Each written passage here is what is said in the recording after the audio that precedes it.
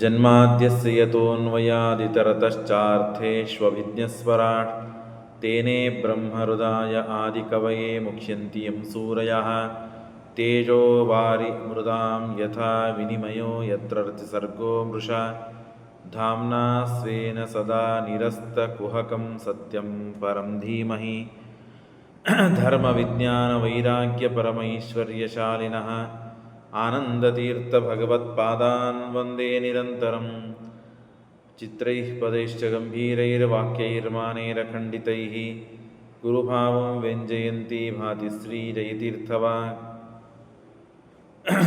ಭವತಿ ಯದನುಭಾವಾದೀಡಮೂಕೋऽಪಿ ವಾಗ್ಮಿ ಜಡಮತಿರಪಿ ಜಂತುರ್ಜಾಯತೆ ಪ್ರಾಜ್ಞಮೌಲಿಃ सकलवचनचेतो देवता भारती सा मम वचसि निधत्तां सन्निधिं मानसे च नमोऽस्तु तात्विका देवाः विष्णुभक्तिपरायणाः धर्ममार्गे प्रेरयन्तु भवन्तः सर्व एव वक्रतुण्डमहाकाय सूर्यकोटिसमप्रभ निर्विघ्नं कुरु मे देव सर्वकार्येषु सर्वदा नौमि न्यायसुधादिकृज्जयमुनीन् श्रीपादराट्सन्मणीन् व्यासार्यान् विविधागमाब्धिविहरान् श्रीवादिराजानपि वन्देऽहं सवरान् रघुत्तमगुरून् वैदध्यवारानिधीन् श्रीसत्यव्रतराघवेन्द्रमुनिपान् सद्बोधसध्यानपान् विद्यायां विबुधाचार्यं वेदज्ञानाब्धिचन्दिरं दुर्मतध्वान्तमार्तण्डं सत्यध्यानमुनिं भजे सत्याभिज्ञकराब्जोत्थान् पञ्चाशद्वर्षपूजकान् सत्यप्रमोदतीर्थार्यान् नौमि न्यायसुधारतान् शास्त्रेषु पारदर्श्वानं शास्त्रज्ञेषु च वत्सलं दीनभक्तोद्धारकरं सत्यात्मानं गुरुं भजे विद्यापीठविधातारं विद्यावारिधिचन्दिरं विद्यार्थिवत्सलं वन्दे महामहिमसद्गुरुम् आपादमौलिपर्यन्तं गुरूणाम् आकृतिं स्मरेत् तेन विघ्नाः प्रणश्यन्ति सिद्ध्यन्ति च मनोरथाः श्रीगुरुभ्यो नमः हरिः ओं स्वस्त्यस्तु अशेषसतां सन्मङ्गलानि सम्भवन्तु सम्यक् श्लोकैकश्रवणपठनमात्रेण वक्तुश्च श्रोतॄणां निखिलकलिकृतकल्मषापनोतनपटुतरे धर्माद्यखिलपुरुषार्थसाधनीभूते श्रीमद्भागवते अद्य कथा प्रारम्भे सति किञ्चित् पूर्वकथा प्रमेयानुवादः। ಪರಮಾತ್ಮ ಅತ್ಯಂತ ಅಪೂರ್ವವಾದ ಅಮೋಘವಾದಂತಹ ದೇವದಾನವರಿಂದ ಸಮೇತವಾಗಿ ಪರಮಾತ್ಮ ಸಮುದ್ರ ಮಥನವನ್ನು ಮಾಡಿಸಿದ್ದಾನೆ. ಧರ್ಮದ ಗಂಧನೂ ಇಲ್ಲದೆ ಇದ್ದಂತಹ ನಾಸ್ತಿಕರಾದ ಕ್ರೂರರಾದಂತಹ ದೈತ್ಯರು ಧರ್ಮಚ್ಛಲವನ್ನು ಮಾಡಿದ್ದಾರೆ. ಅಂಥವರಿಗೆ ಧರ್ಮಚ್ಛಲವನ್ನು ಮಾಡಿ ತೋರಿಸಿದ ಪರಮಾತ್ಮ ಮೋಹಿನಿ ರೂಪವನ್ನು ತಾಳಿ ಪರಮಾತ್ಮ ಅವರಿಂದ ಅಮೃತ ಕಲಶವನ್ನು ಇಸಿದುಕೊಂಡು ಅವರೇ ಕೊಟ್ಟರು. ಇಸಿದು ಪರಮಾತ್ಮ ತೆಗೆದು ಎಲ್ಲ ದೇವತೆಗಳಿಗೆ ಉಣಿಸಿದ್ದಾನೆ. ಮಧ್ಯದಲ್ಲಿ ರಾಹು ಬಂದ, ಅವನ ಶಿರಚ್ಛೇದವನ್ನು ಮಾಡಿದ್ದಾನೆ. 1000 ವರ್ಷಗಳ ಕಾಲ ತಾನು ತಪಸ್ಸು ಮಾಡಿದ್ದಾನೆ ರಾಹು. ಅಮೃತ ಪ್ರಾಶನ ಆಗಬೇಕು, ಅಮೃತ ಸ್ಪರ್ಶ ಆಗಬೇಕು ನನಗೆ ಅಂತ ಹೇಳಿ. ಹಾಗಾಗಿ ಅಂತಹ ರಾಹುವಿಗೆ ಅಂದರೆ ಯಾವುದು ಅಯೋಗ್ಯವಾದ ಪದಾರ್ಥವನ್ನು ಮನುಷ್ಯ ತನ್ನ ಯೋಗ್ಯತೆ ಮೀರಿ ತಾನು ಅಪೇಕ್ಷಾ ಪಡ್ತಾನೋ ಅವನಿಗೆ ನಿದರ್ಶನ ರಾಹುನೇ. ರಾಹುವಿಗೆ ಅಮೃತವನ್ನು ಕುಡಿಯುವ ಯೋಗ್ಯತೆ ಇದ್ದಿದ್ದಿಲ್ಲ. ಆದರೂ ತಾನು ಅಮೃತವನ್ನು ಕುಡಿಬೇಕು ಅಂತ ಹೇಳಿ ಮಹಾಪ್ರಯತ್ನಪಟ್ಟು ಮತ್ತು 1000 ವರ್ಷಗಳ ಕಾಲ ತಪಸ್ಸು ಮಾಡಿದ್ದಾನೆ. ತಪಸ್ಸು ಮಾಡಿದ ಮೇಲೆ ಅದಕ್ಕೆ ವರ ಕೊಡಲಿಕ್ಕೆ ಬೇಕು. ಹಾಗಾಗಿ ಅಮೃತ ಸ್ಪರ್ಶ ನನಗೆ ಆಗಬೇಕು, ಅಮೃತವನ್ನು ನಾನು ಕುಡಿಬೇಕು, ಒಳಗೆ ಹೋಗಬೇಕು ಅಂತ ಏನು ಕೇಳಿದ್ದಿಲ್ಲ. ಸುದರ್ಶನ ಚಕ್ರದಿಂದ ರುಂಡವನ್ನು ಹಾರಿಸಿದ್ದಾನೆ. ದೇವತೆಗಳ ಪ್ರವೇಶ ಮಾಡಿದ್ದರಿಂದ ರಾಹು ಮತ್ತು ಕೇತು ಅಂತ ಗ್ರಹಗಳಾಗಿವೆ ಅಂತ ಇಷ್ಟು ಕಥೆಯನ್ನು ಕೇಳಿದ್ದೇವೆ. ಅನಂತರದಲ್ಲಿ ರುದ್ರದೇವರು ಆ ಸಮಯಕ್ಕೆ ಇದ್ದಿದ್ದಿಲ್ಲ. ಯಾಕೆ ಅಂದರೆ ರುದ್ರದೇವರಿಗೆ ತಲೆಶೂಲಿ ಆಗಿಬಿಟ್ಟಿತ್ತು. ಸಮುದ್ರ ಮಥನದಲ್ಲಿ ಏನು ಹಲಾಹಲ ವಿಷ ಬಂದಿತ್ತೋ ಆ ವಿಷವನ್ನು ಒಂದೇ ಒಂದು ಡ್ರಾಪ್ ಕುಡಿದಿದ್ದಕ್ಕೆ ಅಷ್ಟು ಸಮಸ್ಯೆ ಆಗಿತ್ತು. ಹಾಗಾಗಿ ಸ್ವಲ್ಪ ವಿಶ್ರಾಂತದಲ್ಲಿ ಇದ್ರೋ ಏನೋ ಅನ್ನಿಸ್ತದೆ, ಗೊತ್ತಿಲ್ಲ. ಹಾಗಾಗಿ ಆ ಸಮಯಕ್ಕೆ ಮೋಹಿನಿ ರೂಪವನ್ನು ತಾಳಿದಾಗ ಪರಮಾತ್ಮ ಮೋಹಿನಿ ರೂಪವನ್ನು ತೆಗೆದುಕೊಂಡಿದ್ದಲ್ಲ, ಆ ಸಮಯಕ್ಕೆ ರುದ್ರದೇವರಿದ್ದಿದ್ದಿಲ್ಲ. ಹಾಗಾಗಿ ಎಲ್ಲರೂ ಹೇಳಿದ್ದೇ ಹೇಳಿದ್ದೆ, ಏನು ಪರಮಾತ್ಮನ ರೂಪ, ಏನು ಪರಮಾತ್ಮನ ರೂಪ, ಎಷ್ಟು ಸುಂದರ, ಎಷ್ಟು ಮಂದಸ್ಮಿತ, ಎಷ್ಟು ಎಲ್ಲ ಗುಣಗಳು ಪೂರ್ಣವಾಗಿ ಕಾಣ್ತಾ ಇತ್ತು ಅಂತ ಹೇಳಿ ಆ ರೂಪವನ್ನು ನೋಡುವಂತೆ ಇವರಿಗೆಲ್ಲರೂ ಹೊಗಳಿಬಿಟ್ಟಿದ್ದಾರೆ. ಹಾಗಾಗಿ ರುದ್ರದೇವರಿಗೂ ಆ ರೂಪವನ್ನು ನೋಡಬೇಕು ಅಂತ ಅಪೇಕ್ಷೆ ಬಂತು. ಹಾಗಾಗಿ ದೇವರ ಹತ್ರ ಹೋಗಿ ಕೇಳಿದ. ರುದ್ರದೇವರು ಮೊಮ್ಮಗ, ಭಗವಂತ ಅಜ್ಜನ ಹತ್ರ ಹೋಗಿ ಹಠ ಮಾಡುವಂತೆ ಮೊಮ್ಮಕ್ಕಳು ರುದ್ರದೇವರು ಹೋಗಿ ದೇವರ ಹತ್ರ ಹಠ ಮಾಡಿದ್ದಾರೆ. ನನಗೂ ಆ ರೂಪ ನೋಡಬೇಕು, ಬೇಡ ರುದ್ರ, ಆ ರೂಪ ಬೇಡ ಬೇಡ ಅಂತ ಭಾಳ ಅವತಾರ ಮಯ ದೃಷ್ಟ ರಮಮಾಣಸ್ಯತೆ ಗುಣೈ ಸೋಹಂ ತದ್ದ್ರಷ್ಟುಮಿಚ್ಛಾಮಿ ಯತ್ತೇ ಯೋಷಿತ್ ವಪುರ್ಧೃತಂ. ಯಾವ ಯೋಷಿತ್ ಹೆಣ್ಣು ರೂಪವನ್ನು ತಾಳಿದ್ದೀಯಲ್ಲ, ಆ ರೂಪ ನೋಡಬೇಕು ಅಂತ ಅಪೇಕ್ಷೆಯಾಗಿದೆ. ಎಲ್ಲರೂ ಹೇಳಿ ಹೊಗಳಿದ್ದಾರೆ, ಕೊಂಡಾಡಿದ್ದಾರೆ. ಏನ ಸಂಮೋಹಿತ ದೈತ್ಯ, ಆ ರೂಪವನ್ನು ತಾಳಿ ದೈತ್ಯರನ್ನು ಮೋಹ ಮಾಡಿದೆಯಲ್ಲ, ಹಾಗಾಗಿ ಆ ರೂಪವನ್ನು ನೋಡಬೇಕು ಅಂತ ನನ್ನ ಆಸೆ ಇದೆ. ಆಗ ಪರಮಾತ್ಮ ಹೇಳ್ತಾನೆ, ನಿನಗೆ ಯದ್ಯಪಿ ಕುತೂಹಲ ಇರಬಹುದು, ಆದರೆ ಆ ರೂಪವನ್ನು ನೋಡುವ ಅಪೇಕ್ಷೆ ಮಾಡಬೇಡ. ಅದು ಆ ರೂಪವನ್ನು ನೋಡಿ ನೀನು ಸಮಸ್ಯೆ ಮಾಡಿಕೊಳ್ತೀ ಅಂತ ಪರಮಾತ್ಮ ಹೇಳ್ತಾನೆ. ಬೇಡ ಅಂತ ಹೇಳಿದ್ರು ಕೇಳಿಲ್ಲ ಪರಮಾತ್ಮ, ಅದೃಶ್ಯನಾದ. ಅಷ್ಟರಲ್ಲೇನೆ ಆ ಕಡೆಗೆ ಒಂದು ಹೆಣ್ಣು ರೂಪ ಯಾವ ತೆಗೆದುಕೊಂಡಿದ್ದ ಪರಮಾತ್ಮ, ಆ ರೂಪವನ್ನೇ ತೆಗೆದುಕೊಂಡು ಬಂದರೆ ಪರಮಾತ್ಮನ ಹತ್ರ ಪ್ರಾರ್ಥನೆ ಮಾಡ್ತಾ ಇದ್ದಾರೆ ರುದ್ರದೇವರು, ಆ ರೂಪವನ್ನು ತೋರಿಸು ಅಂತನೂ ವಿಷಯವನ್ನೇ ಮರೆತು ಬಿಟ್ಟರು. ಆ ರೂಪ ನೋಡಿದ ಕೂಡಲೇ ಬಾಯಿ ತಕ್ಕೊಂಡು ಗಾಬರಿಯಾಗಿ ಆಶ್ಚರ್ಯಪಟ್ಟು ಆ ಹೆಣ್ಣಿನಿಂದೇ ಬೆನ್ನತ್ತಿ ಹೋಗಿದ್ದಾರಂತೆ.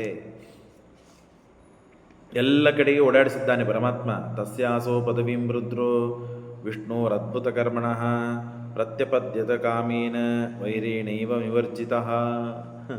ಸಮಸ್ತ ಮನಸ್ಸಿಗೆ, ಎಲ್ಲ ಜೀವರಾಶಿಗಳಿಗೆ, ಅನಂತಾನಂತ ಜೀವರಾಶಿಗಳಿಗೆ ಅನಾದಿ ಕಾಲದಿಂದ ಅನಂತ ಕಾಲದವರೆಗೆ ರುದ್ರದೇವರು ತಮ್ಮ ಪದವಿಯಲ್ಲಿ ಇದ್ದಾಗ ಎಲ್ಲ ಜೀವರಾಶಿಗಳಿಗೆ ಮನೋನಿಯಾಮಕರಾದವರು ರುದ್ರದೇವರೇ. ಅಂಥ ರುದ್ರದೇವರಿಗೂ ಮನಸ್ಸು ವಿಚಲಿತವಾಗುವಂತೆ ಪರಮಾತ್ಮನ ಅತ್ಯದ್ಭುತವಾದ ರೂಪ.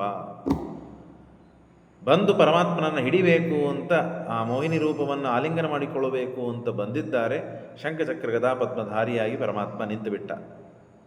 ನಾಚಿಕೆ ಅಂದರೆ ನಾಚಿಕೆ ಆಯಿತು ರುದ್ರದೇವರಿಗೆ, ಬಹಳ ಸಂಕೋಚವಾಯಿತು.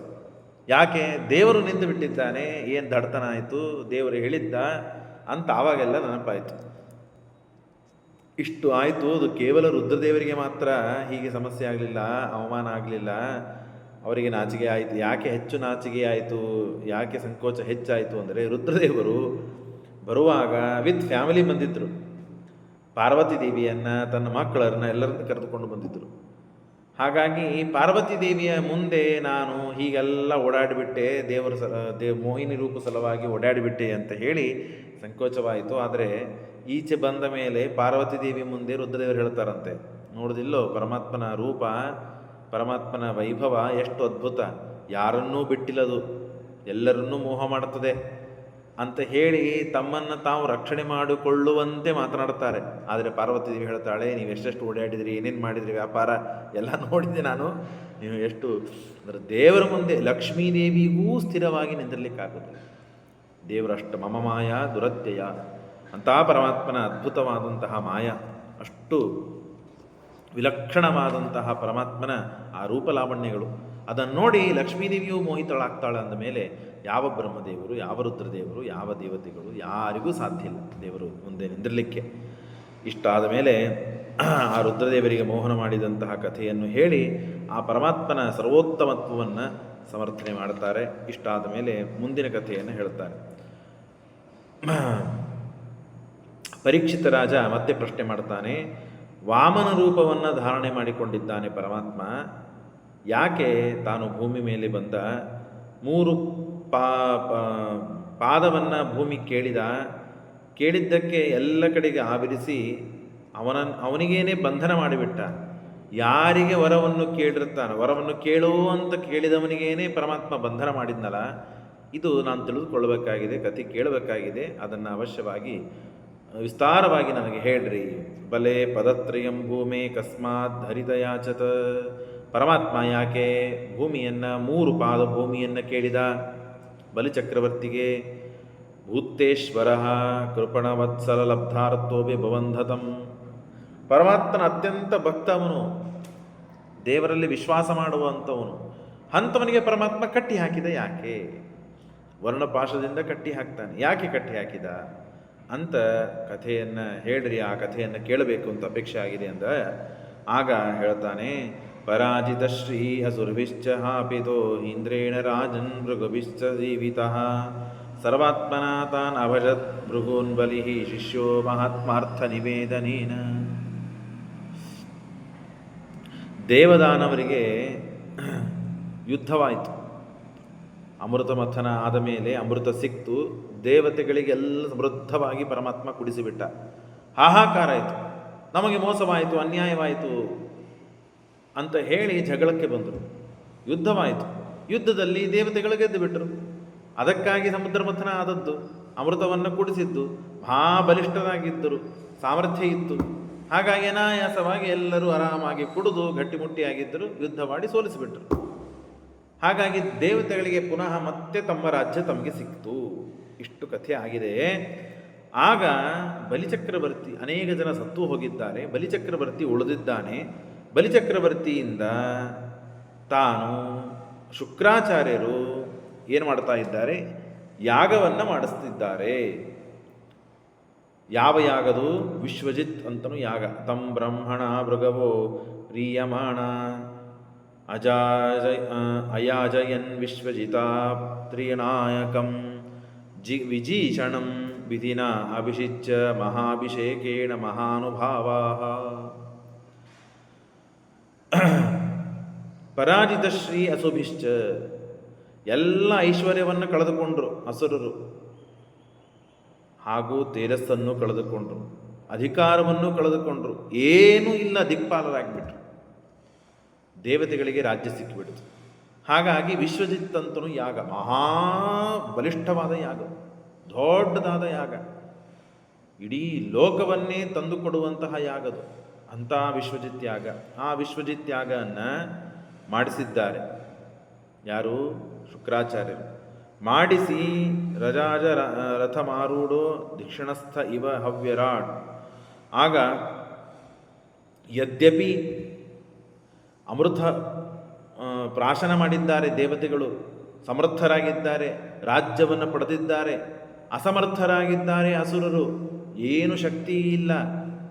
ಆದರೂ ತಮ್ಮ ವರ್ಚಸ್ಸು, ಶುಕ್ರಾಚಾರ್ಯರು ತಮ್ಮ ವರ್ಚಸ್ಸು ತೇಜಸ್ಸಿನಿಂದ ಆ ವಿಶ್ವಜಿತ್ ಯಾಗ ಮಾಡಿಸಿದ್ದಕ್ಕೆ ಅಮೃತ ಪ್ರಾಶನ ಮಾಡಿದ ದೇವತೆಗಳಕ್ಕಿಂತಲೂ ಹೆಚ್ಚಿನ ಸಾಮರ್ಥ್ಯ ಬಂದಂತೆ.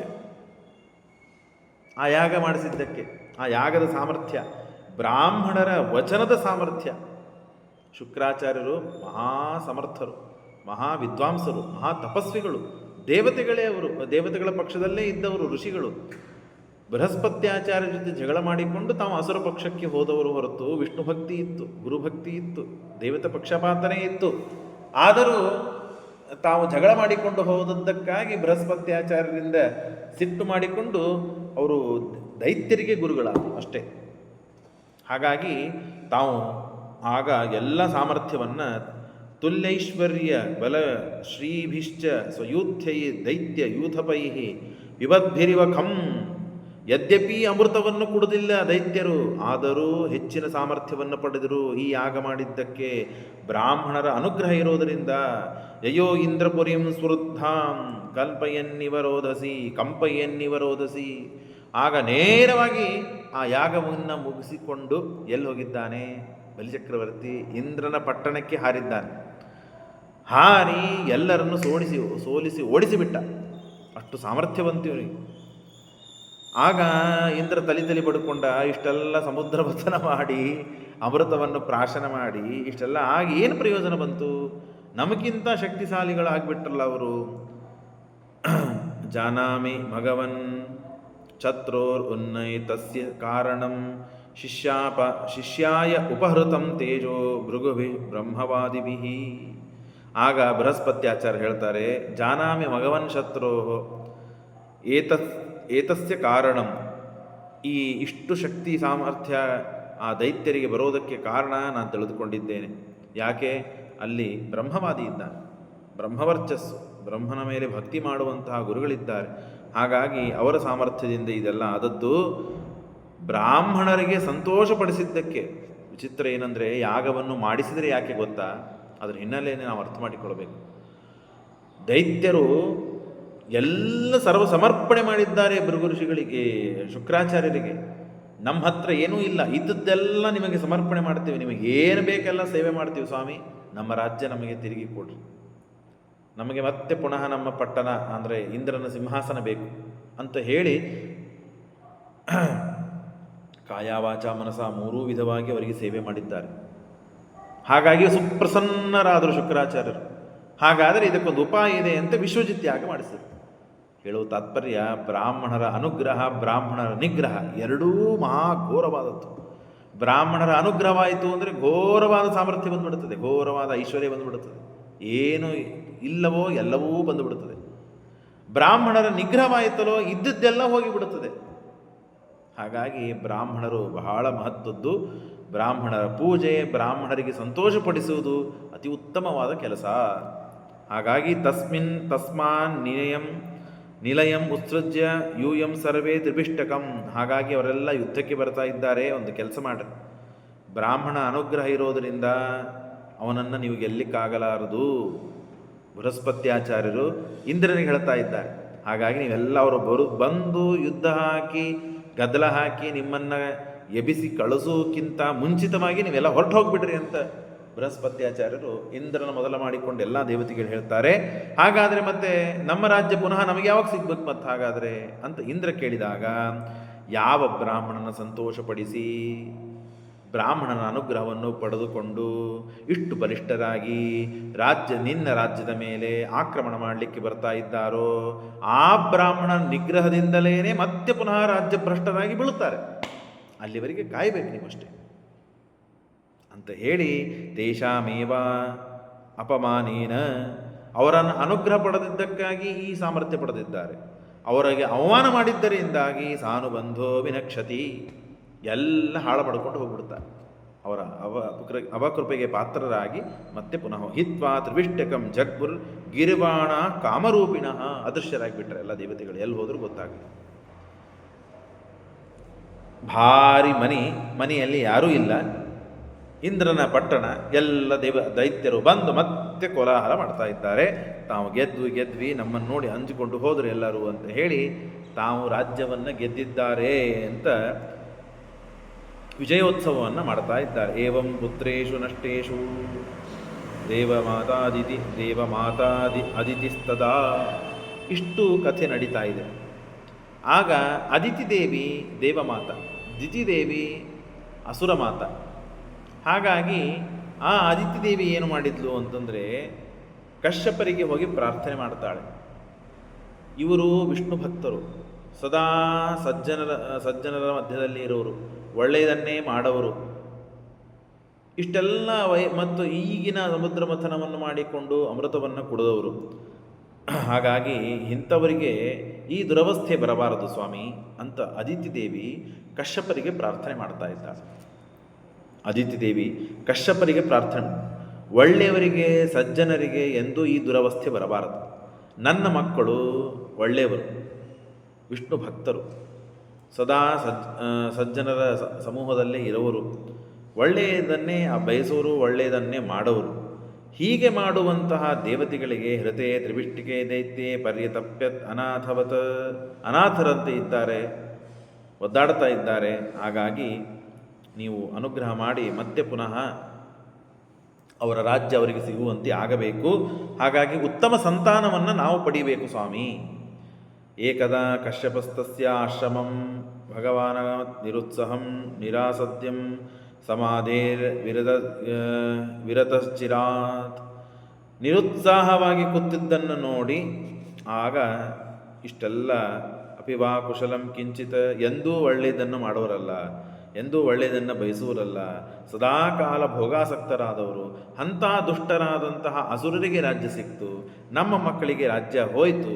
ಹಾಗಾಗಿ ನನಗೆ ಬಹಳ ಮನಸ್ಸಿಗೆ ನೋವಾಗಿದೆ ಸ್ವಾಮಿ.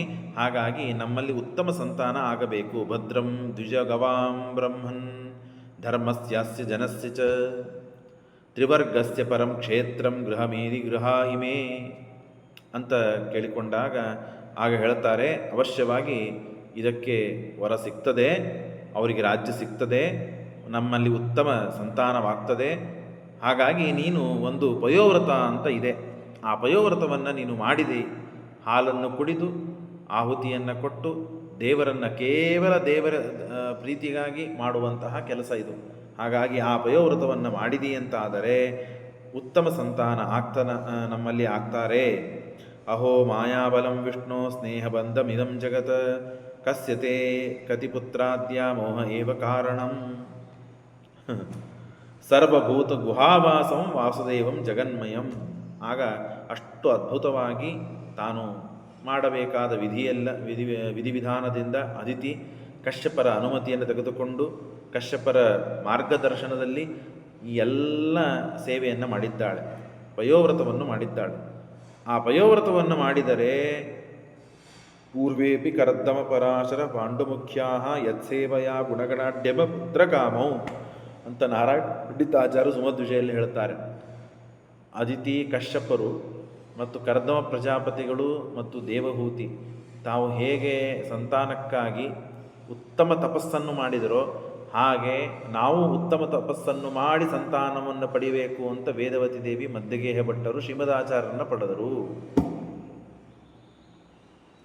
ಅವರಿಗೆ ಆದರ್ಶರಾದವರು, ದೃಷ್ಟಾಂತರಾದವರು ಯಾರು ಅಂತಂದರೆ ಅದಿತಿ ಕಶ್ಯಪರು.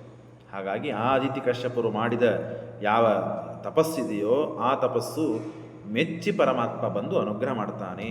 ಸರ್ವಭೂತ ಗುಹಾವಾಸಂ ವಾಸುದೇವಂ ಜಗದ್ಗುರುಂ ಸವಿಧಾಸ್ಯತಿ ಯೇ ಕಾಮಾನ್ ಹರಿರ್ದೀನಾನುಕಂಪತಃ ಅಮೋಘ ಭಗವನ್ ಭಕ್ತಿ. ನೀವು ನನ್ನನ್ನು ಕುರಿತು ಏನು ಭಕ್ತಿ ಮಾಡಿದ್ದೀರಿ, ಏನು ಪೂಜಾ ಮಾಡಿದ್ದೀರಿ, ಏನು ಎಲ್ಲ ಸರ್ವ ಸಂಘ ವಿರಕ್ತರಾಗಿದ್ದು ವೈರಾಗ್ಯದಿಂದ ತಪಸ್ಸು ಮಾಡಿದ್ದೀರಲ್ಲ, ಇದೆಂದೂ ವ್ಯರ್ಥವಾಗುವುದಿಲ್ಲ. ಅಮೋಘ ಭಗವನ್ ಭಕ್ತಿ, ಇದನ್ನು ಬಹಳ ನಾವು ಗಮನ ಕೊಟ್ಟು ಕೇಳಬೇಕು. ದೇವರಲ್ಲಿ ಮಾಡಿದ ಭಕ್ತಿ, ದೇವರಲ್ಲಿ ಮಾಡಿದ ವಿಶ್ವಾಸ, ದೇವರನ್ನು ಕುರಿತು ಮಾಡಿದ ಪೂಜೆಗಳು, ಇದು ಎಂದೂ ನಾವು ಎಷ್ಟು ವಿಶ್ವಾಸ ಶ್ರದ್ಧೆಯಿಂದ ಮಾಡಿರ್ತೇವೋ ಅಷ್ಟು ಫಲ ಕೊಟ್ಟೇ ತೀರ್ತದೆ. ನಾವು ಮಾಡಿದ ಪೂಜೆಯನ್ನು ದೇವರು ಇಟ್ಟುಕೊಂಡು ಏನು ಮಾಡೋನಿದ್ದಾನೆ? ಹಾಗಾಗಿ ದೇವರಿಗೆ ಇವನು ಕೊಟ್ಟಿದ್ದಾನಲ್ಲ ಅಂತ ಭಾರ ಇರ್ತದೆ, ಅವನಿಗೆ ನಾನು ತೀರಿಸಬೇಕು ಅಂತ ದೇವರು ಕಾಯ್ತಾ ಇರ್ತಾನೆ. ಆದರೆ ನೀವು ಎಷ್ಟು ಭಕ್ತಿ ಶ್ರದ್ಧೆ ವಿಶ್ವಾಸದಿಂದ ಮಾಡಿರ್ತೀರೋ ಅಷ್ಟು ಪರಮಾತ್ಮ ಫಲ ಕೊಡ್ತಾನೆ. ಹಾಗಾಗಿ ಅದು ವ್ಯರ್ಥವಾಗೋದಿಲ್ಲ. ಅವಶ್ಯವಾಗಿ ನಾನೇ ನಿಮ್ಮಲ್ಲಿ ಬಂದು ಅವತಾರ ಮಾಡ್ತೇನೆ, ಇದನ್ನೇ ಗೌಪ್ಯವಾಗಿ ಇಟ್ಕೊಳ್ರಿ, ಯಾರಿಗೂ ಹೇಳಬೇಡ್ರಿ ಅಂದಾಗ ಏತನ್ಮೇ ಭಗವಾನ್ ಪೃಷ್ಟಃ ಪ್ರಜಾ ಕಾಮಸ್ಯ ಪದ್ಮಜಃ ಯದಾಹತೆ ಪ್ರವಕ್ಷ್ಯಾಮಿ ವ್ರತಂ ಕೇಶವತೋಷಣಂ. ಆ ಕೇಶವತೋಷಣಕ್ಕೆ ಬೇಕಾದ ಸಂತೋಷಕ್ಕೆ ಬೇಕಾದ ವ್ರತವನ್ನು ಮಾಡು ಅಂತ ಹೇಳಿದ್ದಕ್ಕೆ, ಅದ್ಭುತವಾಗಿ ಆ ವ್ರತವನ್ನು ಮಾಡಿದ್ದಕ್ಕೆ ಸಂತೋಷಪಟ್ಟು ಭಗವಂತ ಅಯಂ ವೈ ಸರ್ವಯಜ್ಞಾಖ್ಯ, ಈ ಪಯೋವ್ರತದ ಮಹಿಮೆಯನ್ನು ಹೇಳ್ತಾರೆ. ಪಯೋವ್ರತ ಎಂಥದ್ದು ಗೊತ್ತಾ? ಸರ್ವಯಜ್ಞಾಖ್ಯ ಸರ್ವವ್ರತಂ ಇತಿ ಸ್ಮೃತಂ. ಎಲ್ಲ ತಪಸ್ಸಿನಕ್ಕಿಂತಲೂ ಹೆಚ್ಚು ತಪಸ್ಸು, ಹೆಚ್ಚು ಫಲವನ್ನು ಕೊಡುವಂಥದ್ದು ವ್ರತ ಅಂತಂದರೆ ಅದು ಪಯೋವ್ರತ. ತಪಸ್ಸಾರವಿದಂ ಭದ್ರೆ, ಎಲ್ಲ ತಪಸ್ಸಿನ ಸಾರ ಈ ವ್ರತದಲ್ಲಿ ಇದೆ. ಹಾಗಾಗಿ ದಾನಂಚೆ ಈಶ್ವರ ತರ್ಪಣಂ. ಆಗ ಭಗವಂತ ತಾನು ಇಷ್ಟು ಮಾತನ್ನು ಹೇಳಿದ್ದಾನೆ. ಮಮಾರ್ಚನಂ ನಾರ್ಹತಿ ಗಂತು ಮನ್ಯಥಾ ಶ್ರದ್ಧಾನುರೂಪ ಫಲಹೇತುಕತ್ವ. ನ ದೇವತೋಷಣಂ ವ್ರತ ಅಂತನೂ ಮಾತು ಶ್ರೀಮದಾಚಾರ್ಯರು ಏನು ತಾತ್ಪರ್ಯ ನಿರ್ಣಯದಲ್ಲಿ ಹೇಳಿದ್ದಾರಲ್ಲ, ಅದನ್ನೇ 2-3 ಬಾರಿ ಅಮೋಘ ಭಕ್ತಿರತುಲ, ಅಮೋಘ ಭಗವದ್ಭಕ್ತಿ, ದೇವರಲ್ಲಿ ಮಾಡಿದ ಭಕ್ತಿ ಇದು ಅಮೋಘವಾಗುವುದಿಲ್ಲ, ವ್ಯರ್ಥವಾಗುವುದಿಲ್ಲ. ಮಮಾರ್ಚನಂ ನಾರ್ಹತಿ ಗಂತು ಮನ್ಯಥಾ ಶ್ರದ್ಧಾನುರೂಪ ಫಲಹೇತುಕತ್ವ. ನನ್ನನ್ನು ಕುರಿತು ಮಾಡಿದ ಭಕ್ತಿ ಇದೆಂದೂ ಅನ್ಯಥಾ ಆಗುವುದಿಲ್ಲ, ವ್ಯರ್ಥವಾಗುವುದಿಲ್ಲ. ಹಾಗಾಗಿ ಅವಶ್ಯವಾಗಿ ನೈನತ್ತಪ ಪರಸ್ಮಾತ್ ಆಖ್ಯೇಯಂ ಪೃಷ್ಟಾಮಿ ಕಥಂಚನ ಸರ್ವಂ ಸಂಪದ್ಯತೆ ದೇವಿ ಗುಹ್ಯಂ ದೇವಗುಕ್ಷ್ಯಂ ಸುಸಂವೃತಂ, ದೇವಗುಕ್ಷ್ಯ ಇದು, ಇದನ್ನು ರಕ್ಷಣೆ ಮಾಡಿಕೊಂಡು ಹೋಗು, ಅವರಿವರಿಗೆ ಹೇಳಬೇಡ ಅಂದಾಗ ಸರಿಯಾಗಲಿ ಅಂತ. ಆವಾಗ ಅದಿತೇಹೇ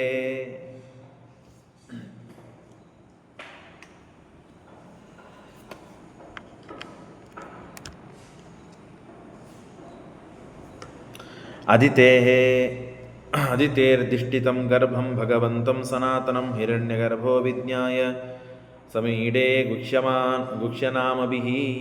ಆಗ ಬ್ರಹ್ಮದೇವರು ಬಂದು ಮತ್ತು ವೃಷ್ಣಿಗರ್ಭ ಅಂತ ಹೇಳಿ ಅದಿತಿ ದೇವಿಯ ಗರ್ಭದಲ್ಲಿ ಇದ್ದಾನೆ ಪರಮಾತ್ಮ. ಅದಿತಿ ಕಶ್ಯಪರಿಂದ ನಿಮಿತ್ತ ಮಾಡಿಕೊಂಡು, ಅದಿತಿ ಕಶ್ಯಪರನ್ನು ನಿಮಿತ್ತ ಮಾಡಿಕೊಂಡು ಅವತಾರ ಮಾಡವನಿದ್ದಾನೆ ಅಂತ ಹೇಳಿ ಬಂದು ಸ್ತೋತ್ರ ಮಾಡ್ತಾರೆ. ಅದ್ಭುತವಾದ ಸ್ತೋತ್ರ. ಬ್ರಹ್ಮದೇವರು ಬಂದು ಸ್ತೋತ್ರ ಮಾಡ್ತಾರೆ. ತ್ವಮಾದಿರಂತ್ಯೋ ಭುವನಸ್ಯ ಮಧ್ಯಂ ಅನಂತಶಕ್ತಿಂ ಪುರುಷಂ ಯಮಾಹುಃ ಕಾಲೋ ಭವನ್ ಆಕ್ಷಿಪ ಈಶ ವಿಶ್ವಂ ಶ್ರೇತೋ ಯಥಾಂತಂ ಪತಿತಂ ಗಭೀರಂ ಅಂತ ಹೇಳಿ ಅದ್ಭುತವಾಗಿ ಪರಮಾತ್ಮನನ್ನು ಸ್ತೋತ್ರ ಮಾಡಿ ಇನ್ನು ಮೇಲೆ ಪರಮಾತ್ಮ ಅವತಾರ ಮಾಡವನಿದ್ದಾನೆ. ಶೋಣಾಯಾಂ ಶ್ರಾವಣ ದ್ವಾದಶ್ಯಾಂ ಮುಹೂರ್ತೆ ಅಭಿಜಿತಿ ಪ್ರಭು ಸರ್ವೇ ನಕ್ಷತ್ರ ತಾರಾದ್ಯಾಶ್ಚಕ್ರುರ್ತಜ್ಜನ್ಮ ದಕ್ಷಿಣಾಂ. ಉತ್ತಮ ಸುಮೂರ್ತ, ನಕ್ಷತ್ರಗಳು, ಎಲ್ಲ ಗ್ರಹಗಳು, ಎಲ್ಲ ವಾತಾವರಣ, ಗಾಳಿ ಎಲ್ಲ ಸುಭದ್ರವಾಗಿದೆ. ಒಳ್ಳೆಯ ಕಾಲ, ಒಳ್ಳೆಯ ಪರಿಸರ, ಒಳ್ಳೆಯ ವಾತಾವರಣ, ಅಗ್ನಿಗಳು ಜಜ್ವಲಿಸ್ತಾ ಇವೆ. ದ್ವಾದಶಿ ದಿವಸ ಮಧ್ಯಾಹ್ನ ಅಭಿಜಿತ್ ಮುಹೂರ್ತ, ಮಧ್ಯಾಹ್ನ ಹೊತ್ತಿಗೆ ಮತ್ತು ಪರಮಾತ್ಮ ಉಪವಾಸವನ್ನು ಮಾಡಿ ದ್ವಾದಶಿ ಆದ ಮೇಲೆ ನನ್ನನ್ನು ನೀವು ಹೊಂದಬೇಕಾದರೆ, ನನ್ನನ್ನು ನೀವು ಪಡಿಬೇಕಾದರೆ ವ್ರತದಿಂದಲೇ ನನ್ನನ್ನು ಪಡೆಯತಕ್ಕದ್ದು ಅಂತ ಹೇಳಿ ಪರಮಾತ್ಮ ತಪಸ್ಸಿಗೆ ಮೆಚ್ಚಿ ಅದಿತಿ ದೇವಿಗೆ ಅನುಗ್ರಹ ಮಾಡಿದ್ದಾನೆ, ಕಶ್ಯಪರಿಗೆ ಅನುಗ್ರಹ ಮಾಡಿದ್ದಾನೆ. ಇದರಿಂದ ನಮಗೇನು ಸೂಚನೆ ಮಾಡ್ತಾ ಇದ್ದಾನೆ ಅಂತಂದರೆ, ನನ್ನನ್ನು ನೀವು ಪಡಿಬೇಕು, ನನ್ನ ಅನುಗ್ರಹ ನಿಮಗೆ ಆಗಬೇಕು ಅಂತಂದರೆ ದೇಹ ದಂಡನೆ ಆಗಬೇಕು, ಮನಸ್ಸು ನಿಗ್ರಹ ಆಗಬೇಕು, ನನ್ನ ವಿಷಯಕವಾದ ಜ್ಞಾನ ಸಂಪಾದನೆ ಮಾಡಿ ಜ್ಞಾನದ್ವಾರ ಭಕ್ತಿಯನ್ನು ಪಡೆದಾಗ, ಭಕ್ತಿಯನ್ನು ನನ್ನ ಮೇಲೆ ಮಾಡಿದರೆ ನಾನು ನಿಮಗೆ ದೊರಕ್ತೇನೆ, ನಮ್ಮ ಅನುಗ್ರಹ ನಿಮಗೆ ಆಗ್ತದೆ ಅಂತ ಪರಮಾತ್ಮ ಹೇಳ್ತಾರೆ. ಹಾಗಾಗಿ ಪರಮಾತ್ಮ ವಿಜಯ ಅಂತನ್ನುವ ವಿಜಯ ನಾಮ ಸಾ ಸಂಪ್ರೋಕ್ತ, ವಿಜಯ ಅಂತನ್ನುವ ಹೆಸರಿನ ಒಂದು ಮುಹೂರ್ತ. ಆ ಮುಹೂರ್ತದಲ್ಲಿ ಪರಮಾತ್ಮ ಅದ್ಭುತವಾದ ಆ ಚಿಕ್ಕ ಪುಟ್ಟದಾದ ಬಾಲಕ ರೂಪವನ್ನು ಪರಮಾತ್ಮ ಧಾರಣೆ ಮಾಡಿದ್ದಾನೆ. ಭಾರಿ ಸೂರ್ಯನ ಪ್ರಕಾಶ, ಕಮಲದಂತಹ ಕಣ್ಣುಗಳು, ಏನೋ ವರ್ಚಸ್ಸು, ಭಾರಿ ಎಲ್ಲರಿಗೆ ಆನಂದವಾಗಿದೆ, ಸಂತೋಷವಾಗಿದೆ ಈ ಪರಮಾತ್ಮನ ಅದ್ಭುತವಾದ ರೂಪವನ್ನು ಕೊಂಡು. ಇವನಿಗೆ ಎಲ್ಲರೂ ಒಂದೊಂದು ವಸ್ತುಗಳನ್ನು ಕೊಡ್ತಾ ಇದ್ದಾರೆ. ಉಪನಯನವಾಗಿದೆ, ಪರಮಾತ್ಮನಿಗೆ ಉಪನಯನ ಆಗಬೇಕು, ಇವೆಲ್ಲ ಸಂಸ್ಕಾರಗಳು ಬೇಕು ಅಂತೇನಿಲ್ಲೇ ಇಲ್ಲ. ಪರಮಾತ್ಮ ಅನಾದಿ ಕಾಲದಿಂದ ಅನಂತ ಕಾಲದವರೆಗೆ ಇರೋನು, ಯಾವ ಸಂಸ್ಕಾರಗಳು ಬೇಕಾಗಿಲ್ಲ ಅವನಿಗೆ. ತಸ್ಯ ಉಪನೀಯಮಾನಸ್ಯ ಸಾವಿತ್ರಿಂ ಸವಿತಾ ಬ್ರವೀತ್. ಸವಿತೃನಾಮಕ ಸೂರ್ಯನೇ ಸ್ವಯಂ ತಾನು ಬಂದು ಉಪದೇಶ ಮಾಡಿ ಹೋಗಿದ್ದಾನಂತೆ. ಯಾರಿಗೆ? ಈ ವಟುವಿಗೆ. ಬೃಹಸ್ಪತಿಂ ಬ್ರಹ್ಮಸೂತ್ರಂ, ಜನಿವಾರವನ್ನು ಬೃಹಸ್ಪತಿ ಕೊಟ್ಟಿದ್ದಾರೆ. ಮೇಖಲಾ ಕಶ್ಯಪರು ಮೇಖಲೆಯನ್ನು ಕೊಟ್ಟಿದ್ದಾರೆ. ದದೋ ಕೃಷ್ಣಾಜನಂ ಭೂಮಿಂ, ಕೃಷ್ಣಾಜನವನ್ನು, ಕೌಪೀನವನ್ನು, ಛತ್ರ, ಕಮಂಡಲ, ದಂಡ ಇತ್ಯಾದಿಗಳನ್ನು ಒಬ್ಬೊಬ್ಬರು ಒಂದೊಂದೊಂದೊಂದನ್ನು ಕೊಟ್ಟಿದ್ದಾರೆ. ಕೊಟ್ಟು ಸೇವೆಯನ್ನು ಮಾಡಿದ್ದಾರೆ, ದೇವರಿಗೆ ಸಮರ್ಪಣೆ ಮಾಡಿದ್ದಾರೆ. ಆವಾಗ ಅಜಿತ ದಂಡ ಕಮಂಡಲ ಮೇಖಲ ರುಚಿನ ಪಾವನ ವಾಮನ ಮೂರ್ತಗೆ ಅಂತ ಹೇಳ್ತಾರೆ ಸ್ತೋತ್ರದಲ್ಲಿ. ಆ ಪರಮಾತ್ಮ ಅಜಿನವನ್ನು, ದಂಡ, ಕಮಂಡಲ, ಮೇಖಲ ಮತ್ತು ಛತ್ರ ಇವುಗಳನ್ನೆಲ್ಲ ಧಾರಣೆ ಮಾಡಿಕೊಂಡು ಪರಮಾತ್ಮ ನಡಿತಾ ಏನೋ ಬ್ರಹ್ಮವರ್ಚಸ್ಸು, ಭಾರಿ ಕಾಂತಿ, ನೋಡಿದ್ರೇ ಸಂತೋಷವಾಗಬೇಕು. ಕೆಲವ್ರನ್ನೆಲ್ಲ ನೋಡಿದ ಕೂಡಲೇ ಎದ್ದು ನಿಂತು ನಮಸ್ಕಾರ ಮಾಡಬೇಕು ಅನ್ನಿಸ್ತು ನೋಡಿ. ಆ ವರ್ಚಸ್ಸು, ಆ ಕಾಂತಿ, ಆ ತಪಸ್ಸು ಮುಖದ ಮೇಲೆ ಚಿಮ್ತಾ ಇರ್ತದೆ. ಹಾಗೆ ಪುಟ್ಟ ಬಾಲಕ, ಭಾರೀ ಬ್ರಹ್ಮವರ್ಚಸ್ಸು, ಸೂರ್ಯನ ಕಾಂತಿ ಪ್ರಕಾಶ ಹರಡು ಬರ್ತಾ ಇದೆ. ಪ್ರವಿಷ್ಟಂ ವೀಕ್ಷ ಭೃಗವಃ ಸಶಿಷ್ಯಾಸ್ತೆ ಸಗ್ರಹ ಸ್ವಾಗತೇನಾಭಿಗತ್ಪಾದೋ. ಅಲ್ಲೇನಾಗಿರ್ತದೆ, ಇವನು ಬಲಿಚಕ್ರವರ್ತಿ ತಾನು ಯಾಗವನ್ನು ಮಾಡ್ತಿರ್ತಾನೆ. ನರ್ಮದಾ ನದಿ ತೀರ ಭೃಗುಕಚ್ಛ ಅಂತ ಕರೀತಾರೆ. ಈಗ ಅದಕ್ಕೆ ಹೆಸರು ಭರೂಚ್. ನಾವೇನು ಭರೂಚನ್ನು ನೋಡ್ತೇವೆ, ಅಲ್ಲಿ ದೊಡ್ಡದಾದ ಯಜ್ಞಶಾಲೆ, ಯಜ್ಞ ಮಂಟಪ. ಆ ಯಜ್ಞ ಮಂಟಪವನ್ನು ಮಾಡಿ ಯಜ್ಞವನ್ನು ಮಾಡ್ತಾ ಇರ್ತಾನೆ. ಆವಾಗ ಯಾರು ಈ ಯಜ್ಞಕ್ಕೆ ಭಾಗವಹಿಸಿ ಯಾರು ತಮಗೆ ಬೇಕಾದದ್ದು ಏನು ಕೇಳ್ತಾರೋ ಅದನ್ನೆಲ್ಲ ಕೊಡ್ತೇನೆ ಅಂತ ಪ್ರತಿಜ್ಞೆ ಮಾಡಿರ್ತಾನೆ. ಏನು ಬೇಕು ಎಲ್ಲವನ್ನೂ ನಾನು ಕೊಡ್ತೇನೆ ಅಂತ ಪ್ರತಿಜ್ಞೆ ಮಾಡಿರ್ತಾನೆ. ಹಾಗಾಗಿ ಅಲ್ಲಿ ಹೋಗಬೇಕು ಅಂತ ತಾನು ಹೊರಟಿದ್ದಾನೆ. ಪರಮಾತ್ಮ ಹೋಗಿದ್ದಾನೆ. ಭಾರೀ ವರ್ಚಸ್ಸು, ತೇಜಸ್ಸು, ಕಾಂತಿ. ಆ ಬಾಲವಟು ಅವನನ್ನು ನೋಡಿ ಎಲ್ಲರಿಗೂ ಏನೋ ಆಶ್ಚರ್ಯವಾಗಿದೆ. ಎದ್ದು ನಿಂತು ಸ್ವಾಗತ ಮಾಡಿದ್ದಾರೆ. ಸ್ವಾಗತಂ ತೇ ನಮಸ್ತುಭ್ಯಂ ಬ್ರಹ್ಮನ್ ಕಿಂ ಕರವಾಮಿತೆ ಬ್ರಹ್ಮರ್ಷೀಣಾಂ ತಪಸ್ಸಾಕ್ಷಾನ್ ಮನ್ಯೇ ತ್ವಯಾರ್ಯ ವಪುರ್ಧರಂ. ಬ್ರಹ್ಮದೇವರೇ ಬಂದಿದ್ದಾರಾ? ಯಾರು ಬಂದಿದ್ದೀರಿ ಸ್ವಾಮಿ? ಇಷ್ಟು ತೇಜಸ್ಸು, ವರ್ಚಸ್ಸು, ಕಾಂತಿ. ನನ್ನ ಭೂಮಿ, ನನ್ನ ಯಜ್ಞ, ನನ್ನ ಯಜ್ಞಶಾಲೆ ಎಲ್ಲ ಪವಿತ್ರವಾಯಿತು.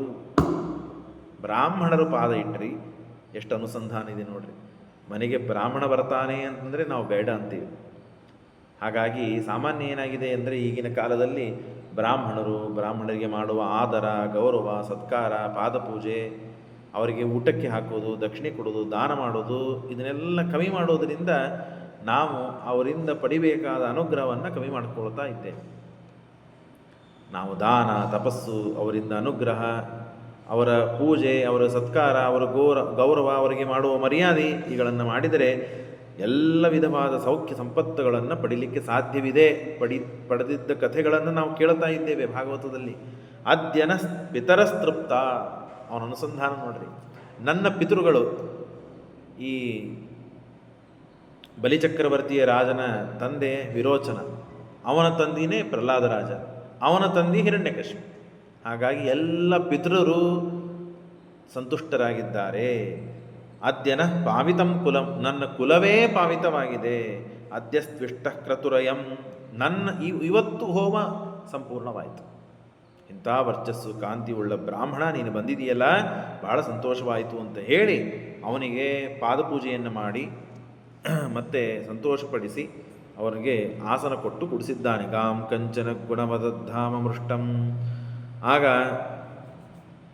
ಆಗ ಬಲಿಚಕ್ರವರ್ತಿಗೆ ಸಿಂಹಾಸನದ ಮೇಲೆ, ಆಸನದ ಮೇಲೆ ಕೂತಂತಹ ಪರಮಾತ್ಮ ವಾಮನ ಅವನು ಬಲಿಚಕ್ರವರ್ತಿಯನ್ನು ಕೂಡ ಸ್ತೋತ್ರ ಮಾಡ್ತಾ ಇದ್ದಾನೆ.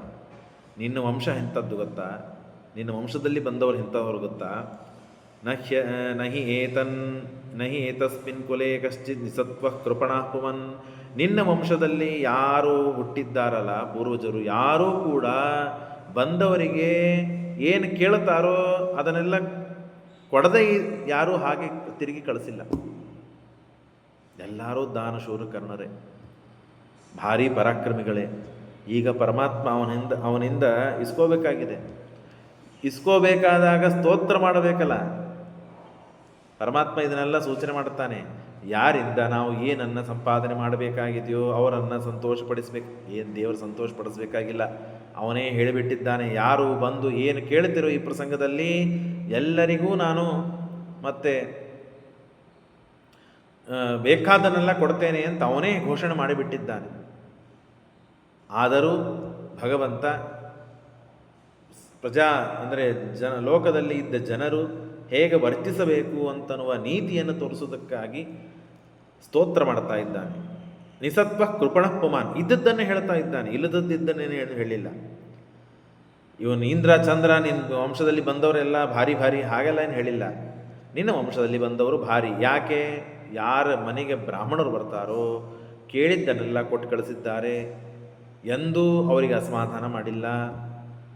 ಇಂಥ ಕುಲಪಾನೆಂದು ಪ್ರತ್ಯಾಖ್ಯಾತ ಪ್ರತಿಶ್ರುತ್ಯ ಯೋವಾದ ವದತ ದ್ವಿಜಾತಯೇ. ಬಂದವರಿಗೆ ಎಂದೂ ಹಾಗೆ ಖಾಲಿ ಕೈಯಿಂದ ಕಳಿಸಿಲ್ಲ. ಕೊಡ್ತೇನೆ ಅಂತ ಹೇಳಿ ಸುಳ್ಳು ಪ್ರತಿಜ್ಞೆ ಮಾಡಿಲ್ಲ. ಹೇಳೋದು ಕೆಲವರಿಗೆಲ್ಲ ಚಟ ಇರ್ತದೆ, ಕೊಟ್ಟಿದ್ದಿಷ್ಟು ಹೇಳ್ಕೊಳ್ಳೋದಿಷ್ಟು, ಅಥವಾ ಕೊಡ್ತೇನೆ ಅಂತ ಕರೆಯುವುದು, ಅಥವಾ ಕರೆದು ಬಂದವರಿಗೆ ಕೊಡದೇನೆ ಹಾಗೆ ಕಳಿಸಿಬಿಡೋದು. ಹೀಗೆಲ್ಲ ಕೆಲವರಿಗೆ ಚಟ ಇರುತ್ತದೆ. ಹಾಗೆ ನಿನ್ನ ವಂಶದಲ್ಲಿ ಯಾರೂ ಮಾಡಿಲ್ಲ. ಎಲ್ಲರೂ ಧರ್ಮಿಷ್ಠರು, ದಾನಿಷ್ಠರು, ಎಲ್ಲ ದಾನವನ್ನು ಕೊಡುವರೆ. ಹಾಗಾಗಿ ಎಂತೆಂಥವ್ರು ಮಹಾನುಭಾವರು, ವಿರೋಚನ, ಹಿರಣ್ಯಕಶಿಪು, ಪ್ರಹ್ಲಾದ, ದೇವರ ಭಕ್ತ, ಎಲ್ಲ ವಂಶದಲ್ಲಿ ಹುಟ್ಟಿದವನಪ್ಪ ನೀನು. ಹಾಗಾಗಿ ಬಹಳ ಸಂತೋಷವಾಯಿತು, ನೀನು ಯಾಗ ಮಾಡ್ತಾ ಇದ್ದಿ. ಹಾಗಾಗಿ ಪಿತಾ ಪ್ರಹ್ಲಾದ ಪುತ್ರಸ್ತೆ ತದ್ವನ್ ದ್ವಿಜವತ್ಸಲ ಸ್ವಾಮರು ದ್ವಿಜಂಗ ಲಿಂಗೇಭ್ಯೋ ದೇವೇಭ್ಯೋ ಗಾತ್ಸಯಾಚಿತ. ಆಗ ಆಯ್ತಪ್ಪ, ಇಷ್ಟೆಲ್ಲ ಆಯಿತು, ನಿನಗೇನು ಬೇಕು ಹೇಳು ಅಂತ ದೇವರಿಗೆ ಅಂದರೆ ವಾಮನನಿಗೆ ಬಲಿಚಕ್ರವರ್ತಿ ತಾನು ಕೇಳಿದ. ಆಗ ಅವನು ಹೇಳ್ತಾನೆ, ತಸ್ಮಾತ್ ತ್ವಯದ್ಯೋ ಮಹಿಷತ್ ಋಣೋಹಂ ವರದರ್ಷಭಾನ್ ಪ್ರಣ ಪಾದಾನಿ ತೀನಿ ರಾಜೇಂದ್ರ ಸಂಹಿತಾನಿ ಪದ ಮಮ. ನನ್ನ ಪಾದದಿಂದ ಅಳತೆ ಮಾಡಿ 3 ಪಾದದ ಭೂಮಿಯನ್ನು ಕೊಟ್ಟೆ ಸಾಕು, ನನಗೇನೂ ಬೇಡ. ನಿಮ್ಮ ಪಾದ ಅಲ್ಲ, ಮತ್ತೆ ನನ್ನ ಪಾದದ ಅಳತೆಯಿಂದ 3 ಪಾದ ಭೂಮಿಯನ್ನು ಕೊಟ್ಟೆ ಸಾಕು, ನನಗೆ ಅಷ್ಟೇ ಅಪೇಕ್ಷೆ ಇದೆ, ಇನ್ನೇನೂ ಇಲ್ಲ. ನ ಅನ್ಯತ್ತೆ ಕಾಮಯತೆ ರಾಜನ್, ನನಗೆ ಬೇರೆ ಯಾವ ಕಾಮನೆಗಳು ಇಲ್ಲ, ಅಷ್ಟು ಕೊಟ್ಟರೆ ಸಾಕು. ಆವಾಗ ಬಲಿಚಕ್ರವರ್ತಿಗೆ ಸಿಟ್ಟು ಬರ್ತದೆ, ಅಸಮಾಧಾನ ಆಗ್ತದೆ.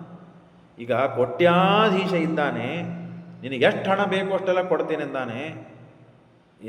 ಅವಲಕ್ಕಿಗೆ ಬೇಕಾದಷ್ಟು ಹಣ ಒಂದು 50 ರೂಪಾಯಿ ಕೊಟ್ಬಿಡಪ್ಪ ಸಾಕು, ಅವಲಕ್ಕಿ ಒಗ್ಗರಣೆ ಮಾಡ್ಕೊಂಡು ತಿಂದರೆ ಇವತ್ತಿನ ಪೂರ್ತಿ ಸಾಕು ಅಂದರೆ ಸಿಟ್ಟಾಗೋದಿಲ್ಲ ಅವನಿಗೆ. ಕೋಟಿ ಕೋಟಿ ಸುರಲಿಕ್ಕೆ ತಯಾರಾಗಿದ್ದಾನೆ ಅಂಥ ವ್ಯಕ್ತಿಗೆ ಒಂದು 50-100 ರೂಪಾಯಿ ಕೇಳಿದರೆ, ನನಗೆ ಯಾಕೆ ಕೇಳಲಿಕ್ಕೆ ಬಂದ್ಯೋ ಅಷ್ಟು ರೊಕ್ಕ, ನಾ ಬೇರೆಯವ್ರಿಗೆ ಕೇಳಬೇಕು ಹೋಗು ಅಂತ ಬೈದು ಕಳಿಸ್ತಾನೆ. ಹಾಗೆ ಇವನಿಗೆ ಅಸಮಾಧಾನ ಆಯ್ತಂತೆ.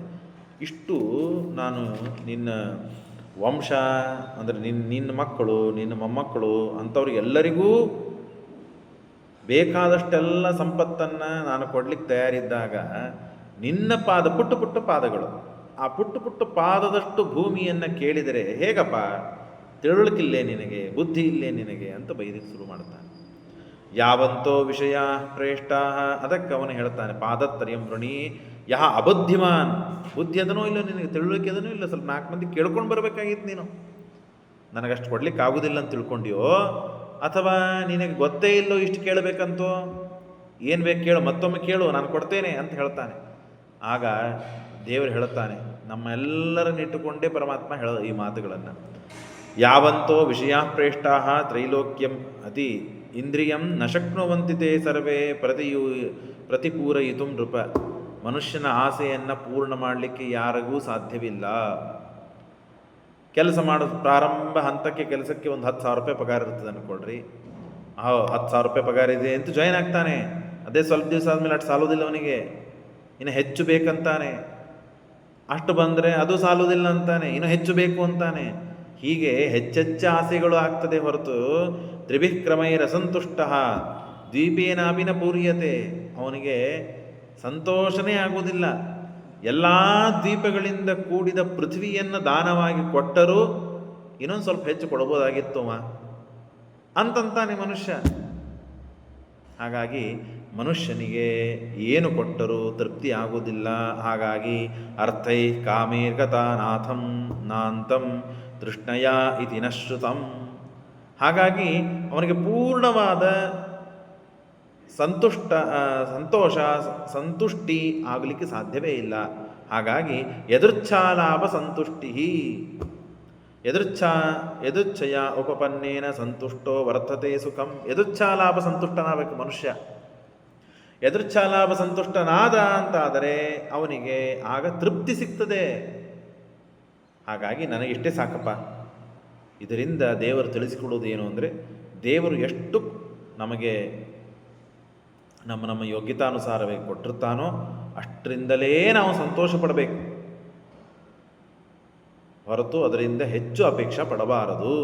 ಯದಚ್ಛ ಲಾಭ ಸಂತುಷ್ಟಸ್ಯ ತೇಜೋ ವಿಪ್ರಸ್ಯ ವರ್ಧತೆ. ಅದರಲ್ಲೂ ನಾನು ಬ್ರಾಹ್ಮಣ.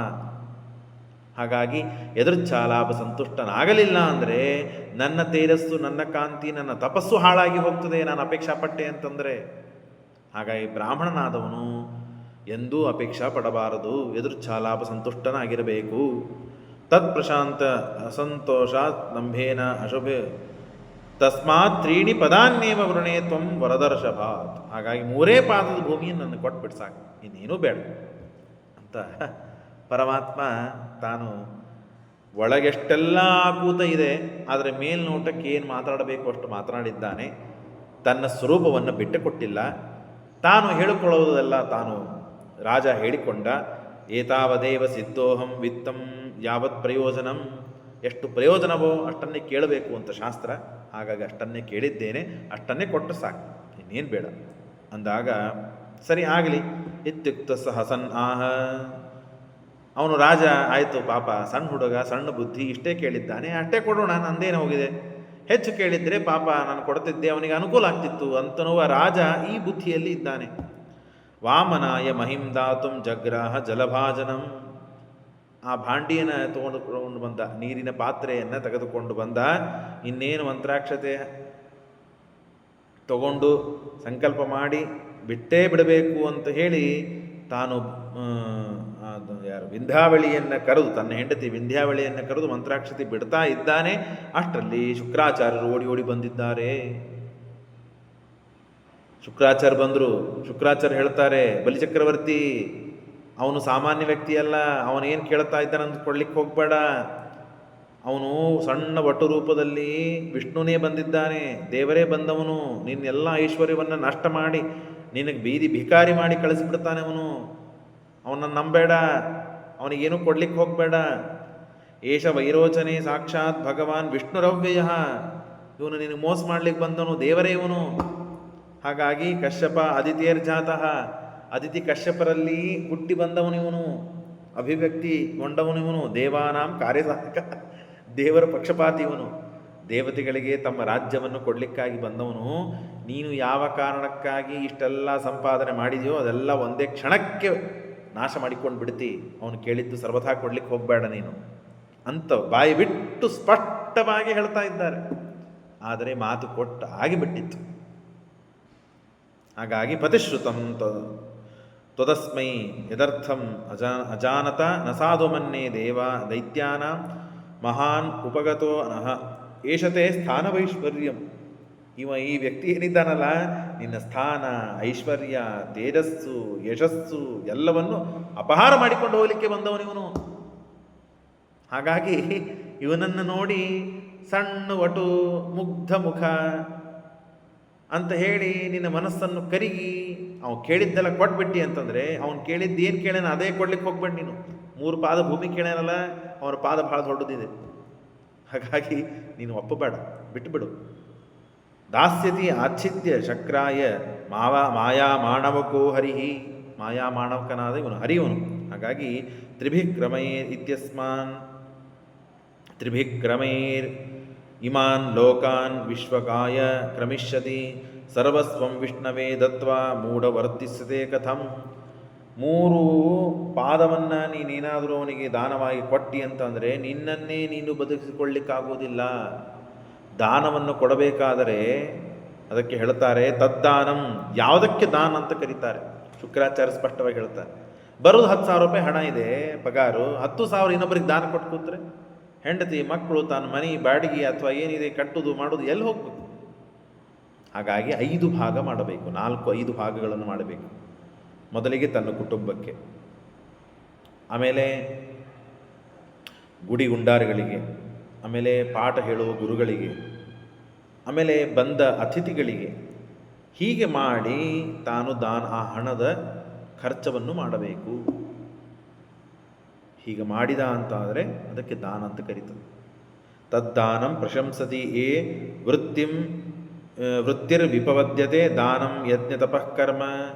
ಕರ್ಮಕ್ಕಾಗಿ ಹಾಗೂ ಧರ್ಮಕ್ಕಾಗಿ ಮತ್ತು ಯಶಸ್ಸಿಗಾಗಿ ಮತ್ತು ಕಾಮಕ್ಕಾಗಿ ಮತ್ತು ಪ್ರಜಾರಕ್ಷಣೆಗಾಗಿ ಹೀಗೆ 5 ವಿಭಾಗವನ್ನು ಮಾಡಿಕೊಂಡು ಆ ಹಣದ ದಾನವನ್ನು ಮಾಡಬೇಕಂತಿದೆಯಪ್ಪ. ಎಲ್ಲವನ್ನು ನೀನು ಕೊಟ್ಟು ಬಿಟ್ಟರೆ ನೀನೇನು ಬದುಕ್ತಿ? ಅಲ್ಲ, ನಾನು ಮಾತು ಕೊಟ್ಟು ಬಿಟ್ಟಿದ್ದೀನಿ, ಈಗ ನಾ ಮಾತನಾಡಿದ್ದು ಸುಳ್ಳು ಅಂತಾಗ್ತದೆ. ಸುಳ್ಳಾದರೂ ತಪ್ಪಿಲ್ಲ. ಯಾಕೆ ಸುಳ್ಳು ಯಾವ ಕಾಲಕ್ಕೆ ಮಾತನಾಡ್ತಾರೆ ಅದಕ್ಕೂ ಧರ್ಮಶಾಸ್ತ್ರ ಇದೆ, ನಾನು ಹೇಳ್ತೀನಿ ಕೇಳು. ಸ್ತ್ರೀಷು ನರ್ಮ ವಿವಾಹೇ ಚ ವೃತ್ಯರ್ಥೇ ಪ್ರಾಣ ಸಂಕಟೆ ಗೋ ಬ್ರಾಹ್ಮಣಾರ್ಥೇ ಹಿಂಸಾಯಾಂ ನಾನೃತಂ ಸ್ಯಾತ್ ಜುಗುಪ್ಸಿತಂ. ಬ್ರಾಹ್ಮಣರನ್ನು, ಆಕಳನ್ನು ಕೊಲ್ಲಬೇಕು, ಹಿಂಸೆ ಮಾಡಬೇಕು, ಅವರನ್ನು ಪೀಡೆ ಮಾಡಬೇಕು ಅಂತ ಓಡಿ ಜನ ಬಂದಾಗ ಎಲ್ಲಿದ್ದಾನ್ರಿ ಇವ ಅಂತ ಹೇಳಿದಾಗ ಇಲ್ಲೇ ಇದ್ದಾನಂತ ಅವನು ತೋರಿಸ್ಬೇಕಾ? ಆಕಳನ್ನು ಕೊಲ್ಲಬೇಕು ಅಂತ ಬಂದಿದ್ದಾರೆ ದುಷ್ಟರು. ಆಕಳ ಎಲ್ಲೋಗಿದೆ ಅಂದರೆ ಇಲ್ಲೇ ಇದೆ ಅಂತ ತೋರಿಸ್ಬೇಕಾ? ಇಲ್ಲ. ಸುಳ್ಳು ಹೇಳಿದ್ರೆ ತಪ್ಪಿಲ್ಲ, ಆವಾಗ ಸುಳ್ಳು ಹೇಳಬೇಕು, ಅದೇ ಧರ್ಮ. ಪ್ರಾಣ ಸಂಕಟ, ನಿನ್ನನ್ನು ನೀನು ರಕ್ಷಣೆ ಮಾಡ್ಕೋಬೇಕು. ನಿನ್ನನ್ನು ಕಳ್ಳರು ಬಂದಿದ್ದಾರೆ, ದರೋಡೆಕಾರರು ಬಂದಿದ್ದಾರೆ, ನಿನ್ನ ಕೊಲ್ಲಬೇಕು ಅಂತ ಬಂದಿದ್ದಾರೆ.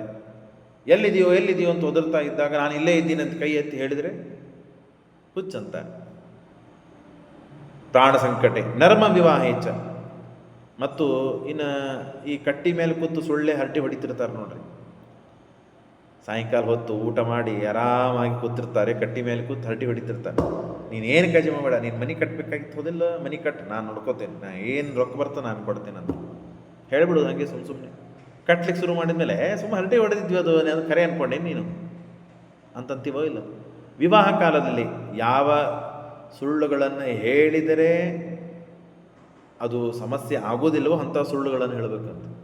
ಸಿಟ್ಟಿಗೆ ಬರೋದಿಲ್ಲ ಅಂತ ಹೇಳಿರ್ತಾರೆ ಕೆಲವರು, ಭಾಳ ರೊಕ್ಕ ಗಳಿಸ್ತಾನಂತ ಹೇಳಿರ್ತಾರೆ, ಸಿಟ್ಟಿಗೆ ಸ್ವಲ್ಪ ಬಂದಿದ್ದಕ್ಕೆ ಬಿಟ್ಬಿಡೋದಾರೆ. ನಾನು ಭಾಳ ಶ್ರೀಮಂತ ಇದ್ದಾನಂತ ಹೇಳಿರ್ತಾರೆ, ಭಾಳ ಶ್ರೀಮಂತ ಏನಿರೋದಿಲ್ಲ. ಕೆಲವು ಸುಳ್ಳುಗಳು ಅದು ಸುಳ್ಳು ಅಂತ ಅನಿಸದೇ ಇದ್ದ ಸುಳ್ಳುಗಳನ್ನು ಹೇಳಬೇಕು. ಸ್ತ್ರೀಶು, ಇನ್ನು ಹೆಣ್ಮಕ್ಳು ಹೆಂಡಂದ್ರ ಮುಂದೆ ಸುಳ್ಳು ಮಾತಾಡಬೇಕಂತೆ. ಯಾಕೆ ನನ್ನ ಪಗಾರ 50,000 ರೂಪಾಯಿ ಬರ್ತದೆ ಅಂತ ಹೇಳಿಬಿಟ್ರೆ ನಿಜವಾಗಿ 50,000 ರೂಪಾಯಿ ಆ ತಿಂಗಳಲ್ಲಿ ಮುಗಿಸ್ಬಿಡ್ತಾರೆ. ಹಾಗಾಗಿ ಅರ್ಧ ಹೇಳಬೇಕಂತೆ.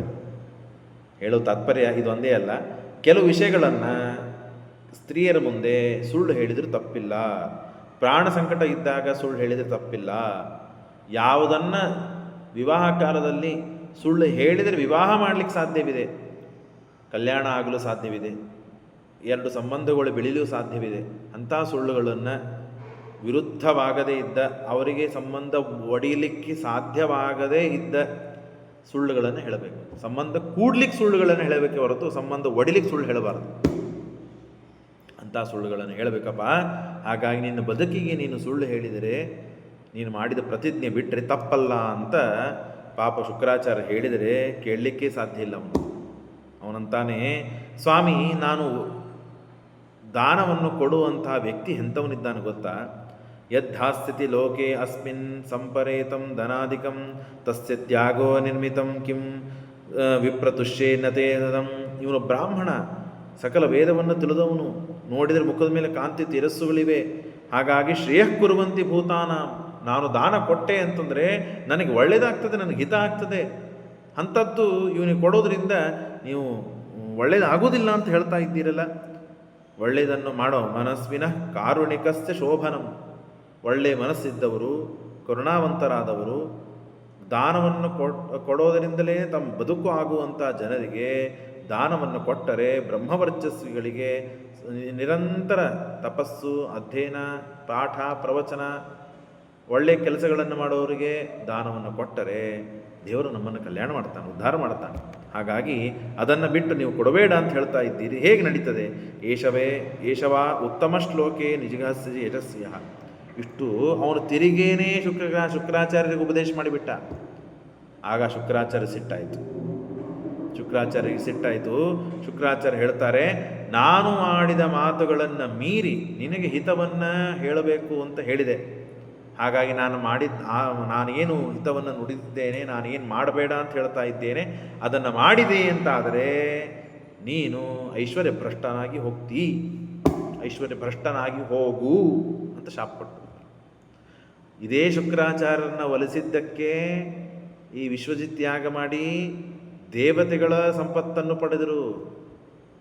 ಆಗ ಗುರುಗಳಾದ ಬೃಹಸ್ಪತ್ಯಾಚಾರ್ಯ ಹೇಳಿರುತ್ತಾರೆ, ಅವನಿಗೆ ಬ್ರಾಹ್ಮಣರ ವರ ಇದೆ, ಶುಕ್ರಾಚಾರ್ಯರ ಅನುಗ್ರಹ ಇದೆ. ಬ್ರಾಹ್ಮಣರು ಅಂದರೆ ಅಷ್ಟು ತಪಸ್ವಿಗಳು. ಹಾಗಾಗಿ ಅಂದರೆ ಅಮೃತಕ್ಕಿಂತಲೂ ಬ್ರಾಹ್ಮಣರ ವಚನ ಇದು ಉತ್ತಮವಾಯಿತು ನೋಡ್ರಿ. ಸಮುದ್ರ ಮಥನ ಮಾಡಿ ಏನು ಅಮೃತವನ್ನು ಕುಡಿದ ದೇವತೆಗಳೂ ಸೋಲುವ ಪ್ರಸಂಗವಂತೂ ಶುಕ್ರಾಚಾರ್ಯರನ್ನ ಒಲಿಸಿ ಶುಕ್ರಾಚಾರ್ಯರಿಂದ ಆಶೀರ್ವಾದ ಪಡೆದಿದ್ದಕ್ಕೆ. ಆಗ ಮುಂದೆ ಏನು ಅಂತ ಕೇಳಿದ್ದ ದೇವೇಂದ್ರ. ಆಗ ದೇವೇಂದ್ರನಿಗೆ ಗುರುಗಳು ಬೃಹಸ್ಪತಿ ಆಚಾರ್ಯ ಹೇಳಿದರು, ಅದೇ ಬ್ರಾಹ್ಮಣ ಅಸಮಾಧಾನ ಮಾಡಿಕೊಳ್ತಾನೆ, ಅವನ ಶಾಪ ಸಿಗ್ತದೆ, ಆಗ ಮತ್ತೆ ರಾಜ್ಯ ಭ್ರಷ್ಟನಾಗಿ ಬೀಳುತ್ತಾನೆ, ಪುನಃ ನಿಮ್ಮ ರಾಜ್ಯ ನಿಮಗೆ ಸಿಗ್ತದೆ ಅಂತ ಶುಕ್ರಾಚಾರ್ಯರು ಹೇಳಿದ್ರು. ಬೃಹಸ್ಪತಿ ಆಚಾರ್ಯ ಹೇಳಿದರು. ಅದೇ ಶುಕ್ರಾಚಾರ್ಯರಿಗೆ ಶಾಪ ಕೊಡ್ತಾ ಇದ್ದಾರೆ. ನನ್ನ ವಿರುದ್ಧವಾಗಿ ಮಾನ ಎದುರು ಬಂತು. ನನ್ನ ಮಾತು ನೀನು ಕೇಳಲಿಲ್ಲ ಅಂತ ಗುರುಗಳಿಗೆ ಮಾನ ಅಡ್ಡಾಯಿತು. ಹಾಗಾಗಿ ಶಾಪ ಕೊಟ್ಟು ಶಶಾಪ ದೇವ ಪ್ರಹಿತ ಸತ್ಯದಂದಂ ಮನಸ್ವಿನಂ. ಆಗ ಏವಂ ಶಬ್ದ, ನೀನು ಮಚ್ಛಾಸನಾತಿಗ ಯಹ ತ್ವಂ ಅಚಿರಾತ್ ಭ್ರಶಸೆ ಶ್ರಿಯ. ಐಶ್ವರ್ಯ ಭ್ರಷ್ಟನಾಗಿ ಬಿದ್ದುಬಿಡಿ ಇಂದೀಗ ಅಂದಾಗ, ಆಗಲಿ ಸ್ವಾಮಿ, ಐಶ್ವರ್ಯ ಭ್ರಷ್ಟನಾಗಿ ನಾನು ಬಿದ್ದರೂ ಚಿಂತಿಲ್ಲ, ನನ್ನ ಮಾತು ನಾನು ಹಿಂತಕ್ಕೋದಿಲ್ಲ ಅಂತ ಹೇಳಿದ. ಈ ಸಾಮರ್ಥ್ಯ ಇದು ಅವರಲ್ಲಿರುವಂತಹ ಸತ್ಯನಿಷ್ಠುರತೆ. ಏನಾದರೂ ಚಿಂತೆ ಇಲ್ಲ, ನಾನು ಸತ್ಯವನ್ನೇ ಮಾತನಾಡ್ತೇನೆ, ಮಾಡಿದಂತೆ ನಡಿತೇನೆ. ಯಾರಿಗೆ ದಾನ ಕೊಡೋದು? ದೇವರಿಗೆ. ಏವಂ ಶಬ್ದ ವಿಂಧ್ಯಾಬಲಿಂ ತದಾಗತ್ಯ ಪತ್ನಿಂ, ಬಂಗಾರದ ತಮ್ಮಿಗೆ ತೆಗೆದುಕೊಂಡು ಬಂದು ತಾನು ಸಂಕಲ್ಪವನ್ನು ಮಾಡಿದ್ದಾನೆ. ಮಾಡಿದ ಕೂಡಲೇ ಪರಮಾತ್ಮ ವಟುರೂಪದಿಂದ ಇದ್ದ. ಬೆಳೆದ ಬೆಳೆದ ಬೆಳೆದ ಬೆಳೆದ ಪರಮಾತ್ಮ ದೊಡ್ಡದಾದ ಗಾತ್ರ, ದೊಡ್ಡದಾದ ದೇಹವನ್ನು ತದ್ವಾಮನಂ ರೂಪಮವರ್ತದಾದ್ಭುತಂ ಹರೇರನಂತಸ್ಯ ಗುಣತ್ರಯಾತ್ಮಕಂ ಭುಃಕಂ ದಿಶೋ ದ್ಯೌರ್ವಿವರಾಪಯೋಧರಸ್ತ್ರಿಗ್ನಿರ್ದೇವಾರ್ಜಯೋ ಯದಾಸತ್. ದೊಡ್ಡದಾದ ರೂಪವನ್ನು ತಳೆದಿದ್ದಾನೆ. ತ್ರಿವಿಕ್ರಮ ಅಂತ ಹೆಸರು ಬಂತು. ವಾಮನ ಹೋಗಿ ಇಡೀ ಭೂಮಿಯನ್ನು ಒಂದು ಪಾದದಿಂದ ಆವರಿಸಿಬಿಟ್ಟ ಪರಮಾತ್ಮ. ಇನ್ನೊಂದು ಪಾದದಿಂದ ಭೂಮಿ ಹೊರಗೆ, ಬ್ರಹ್ಮಾಂಡದ ಹೊರಗೆ ಕರಪರ ದಾಟಿ ಪರಮಾತ್ಮನ ಪಾದ ಹೋಗಿದೆ. ಹೊರಗಡೆ ಇದ್ದ ಕರಪರ ಒಡೆದು ಹೋಯಿತು. ಬ್ರಹ್ಮಾಂಡಕ್ಕೆ ಕರಪರ ಇದೆ, ಬಂಗಾರದ ತಳಗೆ ಬೆಳ್ಳಿದು. ಆ ಕರಪರ ಒಡೆದು ಹೋದ ಮೇಲೆ ಹೊರಗಿನ ನೀರುಗಳೆಲ್ಲ ಒಳಗೆ ಬರಲಿಕ್ಕೆ ಪ್ರಾರಂಭವಾಯಿತು. ಬ್ರಹ್ಮದೇವರಲ್ಲೇ ಇದ್ದರು. ಪಾದಪೂಜೆಯನ್ನು ಮಾಡಿದ್ದಾರೆ. ಅದೇ ಗಂಗಾ ನದಿ, ಭಾಗೀರಥಿ ಗಂಗಾ ನದಿ ಅಂತಾಗಿ ತಳಗೆ ಭೂಮಿಯಲ್ಲಿ ಹರಿದು ಬರ್ತಾ ಇದೆ. ಕ್ಷಿತಿಂ ಪದೇನೇಕ ಬಲೈರ್ವಿಚಕ್ರಮೇ ನವಶರೀರೇಣ ದಿಶಶ್ಚ ಬಾಹುಭಿಃ ಪದಂ ದ್ವಿತೀಯಂ ಕ್ರಮತಸ್ತ್ರಿಪಿಟ್ಟವಂ ನವೈ ತೃತೀಯಾಯ ತದೀಯಮಣ್ವಪಿ. ಆಯಿತು, ಎರಡು ಪಾದದಿಂದ ಎಲ್ಲವನ್ನ ಆವರಿಸಿ ಆಯಿತು. ಇನ್ನೊಂದು ಮೂರನೇ ಪಾದ ಮೂರು ಪಾದದ ಭೂಮಿ ಕೊಡ್ತೀನಂದು, ಇನ್ನೊಂದು ಪಾದ ನಾನು ಎಲ್ಲಿಡ್ಲೆಪ್ಪ ಅಂತ ಕೇಳಿದರೆ ಆವಾಗ ಗೊತ್ತಾಯಿತು, ನನ್ನ ತಲೆ ಮೇಲೆ ಇಟ್ಬಿಡ ಪರಮಾತ್ಮ ಸ್ವಾಮಿ ಅಂತ ಹೇಳಿ ತಾನು ಪೂರ್ಣ ಅರ್ಥ ಮಾಡಿಕೊಂಡಿದ್ದ. ಆಗ ಪರಮಾತ್ಮ ಆ ಬಲಿಚಕ್ರವರ್ತಿ ತಲೆ ಮೇಲೆ ಪಾದವನ್ನು ಇಟ್ಟು ಆಶೀರ್ವಾದ ಮಾಡಿ ರಕ್ಷಣೆ ಮಾಡಿ ಪರಮಾತ್ಮ ಅವನಿಗೆ ತಳಗೆ ಪಾತಾಳಕ್ಕೆ ದಬ್ಬಿದ್ದಾನೆ.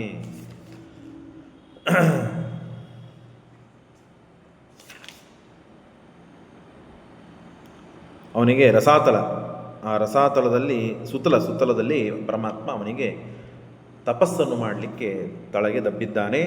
ಈ ರೂಪವನ್ನು ನೋಡಿ ಎಲ್ಲರಿಗೆ ಸಂತೋಷವಾಗಿ ಧೂಪ ದೀಪ ನೈವೇದ್ಯ ವಸ್ತ್ರ ಅಲಂಕಾರ ಇವುಗಳನ್ನೆಲ್ಲ ಮಾಡಿದ್ದಾರೆ. ಯಾರ್ಯಾರಿಗೆ ಏನೇನು ಸಾಧ್ಯವಿದೆಯೋ ಆ ಎಲ್ಲ ಸೇವೆಗಳನ್ನು ಮಾಡಿದ್ದಾರೆ.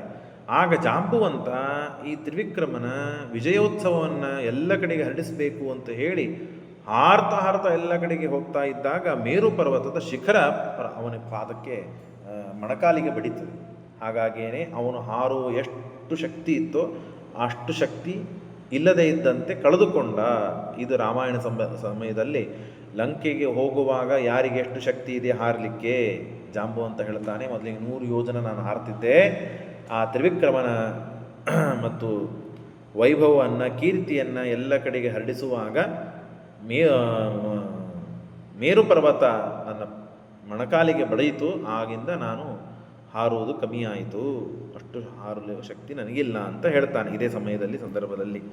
ಆಗ ಯುದ್ಧವಾಡ್ರಿ ನಿಮಗೆ ಮೋಸವಾಯಿತು, ಅನ್ಯಾಯವಾಯಿತು, ವಟು ರೂಪದಿಂದ ಬಂದು ದೊಡ್ಡ ರೂಪ ತಾಳಿ ಎಲ್ಲ ಕಡೆಗೆ ಆವರಿಸಿ ನಮ್ಮ ರಾಜನಿಗೆ ಮೋಸ ಮಾಡಿದರು ಯುದ್ಧವಾಡ್ರಿ ಅಂತ ಬಂದರೆ ಯುದ್ಧವಾಡಬೇಡ್ರಿಪ್ಪ, ಸಾಮಾನ್ಯನಲ್ಲಿವನು ವಾರಯಾಮಾಸ ಸಮೃದ್ಧಾನ್ ಕಾವ್ಯಶಾಪ ಮನುಸ್ಮರನ್. ಹೇ ವಿಪ್ರಚಿತ್ತೆ, ರಾಹು ಎಲ್ಲ ದೈತ್ಯರಿಗೆ ಸಂಬೋಧನ ಮಾಡಿ ಬಲಿಚಕ್ರವರ್ತಿ ಹೇಳ್ತಾನೆ, ಯುದ್ಧ ಆಡಬೇಡ್ರಿ, ಬಿಟ್ಟು ಬಿಡ್ರಿ. ಪ್ರಭು ಸರ್ವಭೂತಾನ. ಯಾಕೆ ಯುದ್ಧ ಆಡಬೇಕು? ಹೇಗಿದೆ ನೋಡ್ರಿ ತಿಳುವಳಿಕೆ. ಸಾಮಾನ್ಯವಾಗಿ ಮನುಷ್ಯನಿಗೆ ಇದ್ದಾಗ ತಿಳುವಳಿಕೆ ಬರ್ತದಿಲ್ಲೋ ಗೊತ್ತಿಲ್ಲ, ಹೋದಾಗೂ ತಿಳುವಳಿಕೆ ಬರ್ತದಿಲ್ಲೋ ಗೊತ್ತಿಲ್ಲ. ತಿಳುವಳಿಕೆ ಬರೋದು ಬಹಳ ಮುಖ್ಯ, ಜ್ಞಾನ ಮಹತ್ವದ್ದು. ಅವನು ಅನುಗ್ರಹ ಮಾಡಿದ್ದ, ಹಾಗಾಗಿ ಐಶ್ವರ್ಯ ಇತ್ತು, ಅವನು ಕೊಟ್ಟಿದ್ದ, ಅದರಿಂದ ಐಶ್ವರ್ಯ ಇತ್ತು. ಈಗ ಅವನ ಸಂಕಲ್ಪ ಇದೆ, ಇವನಿಂದ ಕಿತ್ಕೋಬೇಕು ಕಸ್ಕೋಬೇಕು ಅಂತ ಸಂಕಲ್ಪ ಕಸ್ಕೊಳ್ತಾ ಇದ್ದಾನೆ. ನಾವ್ಯಾಕೆ ಕಷ್ಟಪಡಬೇಕು, ನಾವ್ಯಾಕೆ ದುಃಖ ಮಾಡಿಕೊಳ್ಳಬೇಕು ಅಂತ ಹೇಳ್ತಾನೆ. ನೋಭವಾಯ ಪ್ರಸಾದ ಯಃ ಪ್ರಭು ಸರ್ವಭೂತಾನಾಂ ಸುಖದುಃಖೋಪಪತ್ತಯೇ ನಾತಿ ವರ್ತಯಿತು ದೈತ್ಯಾ ಪೌರುಷೈರೀಶ್ವರ ಪುಮಾನ್. ನಮ್ಮ ಯಾವ ಶಕ್ತಿ ಸಾಮರ್ಥ್ಯ ಅವನಿಗೇನು ತೊಂದರೆ ಮಾಡಲಾರದು. ಅವನು ಈಶ್ವರ, ಎಲ್ಲರನ್ನು ಮೀರಿದ ವಸ್ತು. ಹಾಗಾಗಿ ತಂಬದ್ಧ ವರುಣೈ ಪಾಶೈ, ಬಬಂಧ ಆ ವರುಣಪಾಶದಿಂದ ಬಂಧನೆ ಮಾಡಿದ ಮೇಲೆ ಇನ್ನು ಮೂರನೇ ಕಾಲು ಪರಮಾತ್ಮ ಇಟ್ಟಿಲ್ಲ. ಇಷ್ಟಿದ್ದಾಗ ಪದಾನಿ ತ್ರೀಣಿ ದತ್ತಾನಿ ಭೂಮೇರ್ಮಖ್ಯಂ ತ್ವಯಾಸುರ, 3 ಪಾದಗಳನ್ನು ಇಡಬೇಕು ಅಂತ ಹೇಳಿದ್ದಿಲ್ಲಪ್ಪ, ಕೊಡಬೇಕು ಅಂತ ನೀನು ತಥಾಸ್ತು ಅಂತ ಹೇಳಿದ್ದಿ. ಇನ್ನು 3ನೇ ಪಾದ ಎಲ್ಲಿಡಲಿ? ಕರೋಮೃತಂ ತನ್ನ ಭವೇತ್ ಪ್ರಲಂಬನಂ ಪದಂ ತೃತೀಯಂ ಕುರು ಶಿಷ್ಟಿಮೇ ನಿಜಂ ನಾಹಂ ಬಿಭೇಮಿ ನಾಹಂ ನಿರ್ಯಾತ್ಪದಚ್ಯುತೋ. ನರಕ ಸಿಕ್ಕರೆ ನನಗೆ ಯಾವ ಅಂಜಿಕೆ ಇಲ್ಲ, ಯಾವ ಪಾಶದಿಂದ ನನಗೆ ಅಂಜಿಕೆ ಇಲ್ಲ. ನೈವಾರ್ಥ ಕೃಚ್ಛಾತ್, ಯಾವ ವನವಾಸ ಉಪವಾಸ ಇವುಗಳಿಂದ ನನಗೆ ತೊಂದರೆ ಇಲ್ಲ. ಆದರೆ ಅಸಾಧುವಾದ ಅಪವಾದದಿಂದ ಮಾತ್ರ ನನಗೆ ಬಹಳ ಅಂಜಿಕೆ ಇದೆ. ಹಾಗಾಗಿ ನಾನು ಮಾತನ್ನು ಕೊಟ್ಟು ನಡೆಸಲಿಲ್ಲ ಅಂತನೂ ಜನಾಪವಾದ ಏನಿದೆಯಲ್ಲ ಅದು ಬಹಳ ಭಯಾನಕ ಘೋರವಾದದ್ದು. ಹಾಗಾಗಿ ಅದನ್ನು ನಾನು ಸಹನ ಮಾಡಲಾರೆ ಅಂತ ಹೇಳಿ ಪರಮಾತ್ಮ 3ನೇ ಪಾದವನ್ನು ತನ್ನ ತಲೆ ಮೇಲೆ ಇಟ್ಟು ಅವನನ್ನು ಒತ್ತು ಬಿಡ್ತಾನೆ. ಹೀಗೆ ಆದ ಮೇಲೆ ವಿಂಧ್ಯಾವಳಿ ಬರ್ತಾಳೆ. ಸ್ವಾಮಿ ಇಷ್ಟು ತಿಳುವಳಿಕೆ ಇರಬೇಕು ನೋಡ್ರಿ. ಆಗ ವಿಂಧ್ಯಾವಳಿ ಹೇಳ್ತಾಳೆ, ನನ್ನ ಗಂಡ ನಿಮಗೆ ದಾನವನ್ನು ಮಾಡುತ್ತೇನೆ ಅಂತ ದಾನ ಮಾಡಿದ, ದಾನವನ್ನು ಯಾರಿಗೆ ಮಾಡುವುದು? ನಮ್ಮದ್ದೇನಾದರೂ ಇತ್ತು ಅಂದರೆ ಆವಾಗ ಅದನ್ನು ನಿನಗೆ ದಾನ ಕೊಡೋದು. ಎಲ್ಲವೂ ನಿಂದೇ ಇದೆ ಅಂದ ಮೇಲೆ ಆ ವಸ್ತುವನ್ನು ನಿನಗೆ ಕೊಡುವುದು ದಾನ ಅಂತ ಆಗುವುದಿಲ್ಲ. ಹಾಗಾಗಿ ಇನ್ನೊಮ್ಮೆ ಈ ಬುದ್ಧಿ ಬರದೇ ಇದ್ದಂತೆ ಮಾಡು ಅಂತ ದೇವರಿಗೆ ಪ್ರಾರ್ಥನೆ ಮಾಡ್ತಾರೆ. ಕ್ರೀಡಾರ್ಥಮಾತ್ಮನಂ ಇದಂ ತ್ರಿಜಗತ್ ಕೃತಂತೆ ಸ್ವಾಮ್ಯಂತು ಯತ್ರ ಕುದಯೋ ಅಪರ ಈಶ ಕುರ್ಯುಹು ಕರ್ತು ಪ್ರಭೋ ತವ ಕಿಮಸ್ಯತ ಆವಹಂತಿ ತಕ್ತ ಸ್ತ್ರೀಯಸ್ತ್ವಪರೋರ್ಪಿತ ಕರ್ತೃವಾದಾಹ. ನಾನು ಏನೇ ಕರ್ಮವನ್ನು ಮಾಡಿದ್ರೂ ಅದು ವಿಷ್ಣುಪ್ರಿಯ ತೀರ್ಥಂ ದೇವರು ಮಾಡಿಸ್ತಾ ಇದ್ದಾನೆ ಅಂತ ಅನುಸಂಧಾನ ಬರಬೇಕು. ಯಾವುದು ಭೂಮಿ ಎಲ್ಲವೂ ಪರಮಾತ್ಮನದು. ಅವನಿಗೆ ದಾನ ಕೊಡೋದಾ? ಅಲ್ಲ. ಹಾಗಾಗಿ ಈ ಬುದ್ಧಿ ನಮಗೆ ಮತ್ತೊಮ್ಮೆ ಬರದೇ ಇದ್ದಂತೆ ಮಾಡು. ನಿನ್ನದೇ ಪದಾರ್ಥವನ್ನು ನಿನಗೆ ಸಮರ್ಪಣೆ ಮಾಡ್ತಾ ಇದ್ದೇನೆ ಅಂತಲೂ ಬುದ್ಧಿ ಬರಲಿ. ಇದನ್ನು ಕ್ಷಮೆ ಮಾಡು ಅಂದಾಗ ಸರಿಯಾಗಲಿ. ಆಗ ಬ್ರಹ್ಮದೇವರು ಹೇಳುತ್ತಾರೆ, ಸ್ವಾಮಿ ತಪಸ್ಸು ಮಾಡಿದ್ದಾನೆ, ನಿನ್ನ ಭಕ್ತನಾಗಿದ್ದಾನೆ, ನಿನ್ನನ್ನು ಆರಾಧಿಸ್ತಾನೆ, ಒಳ್ಳೆಯವನಿದ್ದಾನೆ, ಅವನನ್ನು ಬಿಟ್ಟುಬಿಡು, ಶಿಕ್ಷೆ ಕೊಡಬೇಡ ಅಂತ ಬಲಿಚಕ್ರವರ್ತಿಯ ಪರವಾಗಿ ಬ್ರಹ್ಮದೇವರು ಮಾತನಾಡುತ್ತಾರೆ. ಆಗ ಬಲಿಚಕ್ರವರ್ತಿ ಪರವಾಗಿ ಬ್ರಹ್ಮದೇವರು ಮಾತನಾಡಿದರೆ ಬ್ರಹ್ಮದೇವರಿಗೆ ಪರಮಾತ್ಮ ಹೇಳುತ್ತಾನೆ, ಅವನಿಗೆ ಅನುಗ್ರಹ ಮಾಡಬೇಕಂತೆ ಅವನನ್ನು ಹಿಡಿದದ್ದೋ? ಯಾಕೆ? ಅವನ ಐಶ್ವರ್ಯವನ್ನು ಕಸಿದುಕೊಂಡಿದ್ದು ಯಾಕೆ? ಯಾರಿಗೆ ನಾನು ಅನುಗ್ರಹ ಮಾಡಬೇಕಂತಂತೇನೋ ಅನ್ಕೊಳ್ತೇನೋ ಅವನ ಐಶ್ವರ್ಯವನ್ನು ಮೊಟ್ಟ ಮೊದಲು ನಾನು ಕಸ್ಕೊಳ್ತೇನೆ. ಯಾಕೆ? ಐಶ್ವರ್ಯ ಇತ್ತು ಅಂತ ಆದರೆ ವಿಚಿತ್ರ ನೋಡ್ರಿ, ಬಹಳ ಅದ್ಭುತವಾದ ಮಾತು, ಬಹಳ ಮಹತ್ವದ ಮಾತು. ರೂಪದಿಂದ ಸೊಕ್ಕು ಬರುತ್ತದೆ, ಗರ್ವ ಬರುತ್ತದೆ. ಐಶ್ವರ್ಯದಿಂದ ಗರ್ವ ಬರುತ್ತದೆ, ಅಧಿಕಾರದಿಂದ ಗರ್ವ ಬರುತ್ತದೆ. ಆಸ್ತಿ ಸಂಪತ್ತು ಅಥವಾ ಉಳಿದೆಲ್ಲ ಯಾವುದು ಐಶ್ವರ್ಯ ಇವೆಲ್ಲದಿಂದ ಗರ್ವ ಬರುವ ಅವಕಾಶ ಇದೆ. ಆಗ ದೇವರು ನಮಗೆ ಅನುಗ್ರಹ ಮಾಡಿಲ್ಲ ಅಂತ ಅರ್ಥ.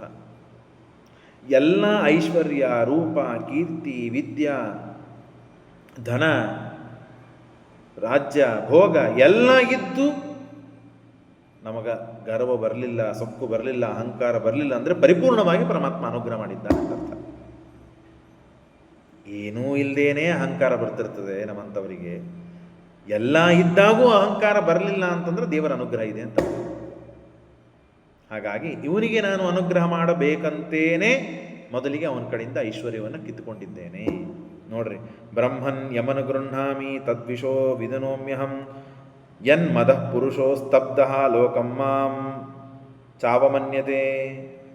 ಜನ್ಮ ಕರ್ಮ ಭಾರೀ ಕುಲೋತ್ಪನ್ನ ಆಗಿರ್ತಾನೆ ಅಂತ ಸೊಕ್ಕು ಬರುತ್ತದೆ, ಭಾರೀ ವಂಶದಲ್ಲಿ ಹುಟ್ಟಿದ್ದೇನೆ ಅಂತ ಸೊಕ್ಕು ಬರುತ್ತದೆ, ರೂಪವಂತನಾಗಿದ್ದೇನೆ ಅಂತ ಸೊಕ್ಕು ಬರುತ್ತದೆ, ವಿದ್ಯಾವಂತನಾಗಿದ್ದೇನೆ, ಐಶ್ವರ್ಯ ಧನ ಇದೆ ಅಂತ ಸೊಕ್ಕು ಬರುತ್ತದೆ.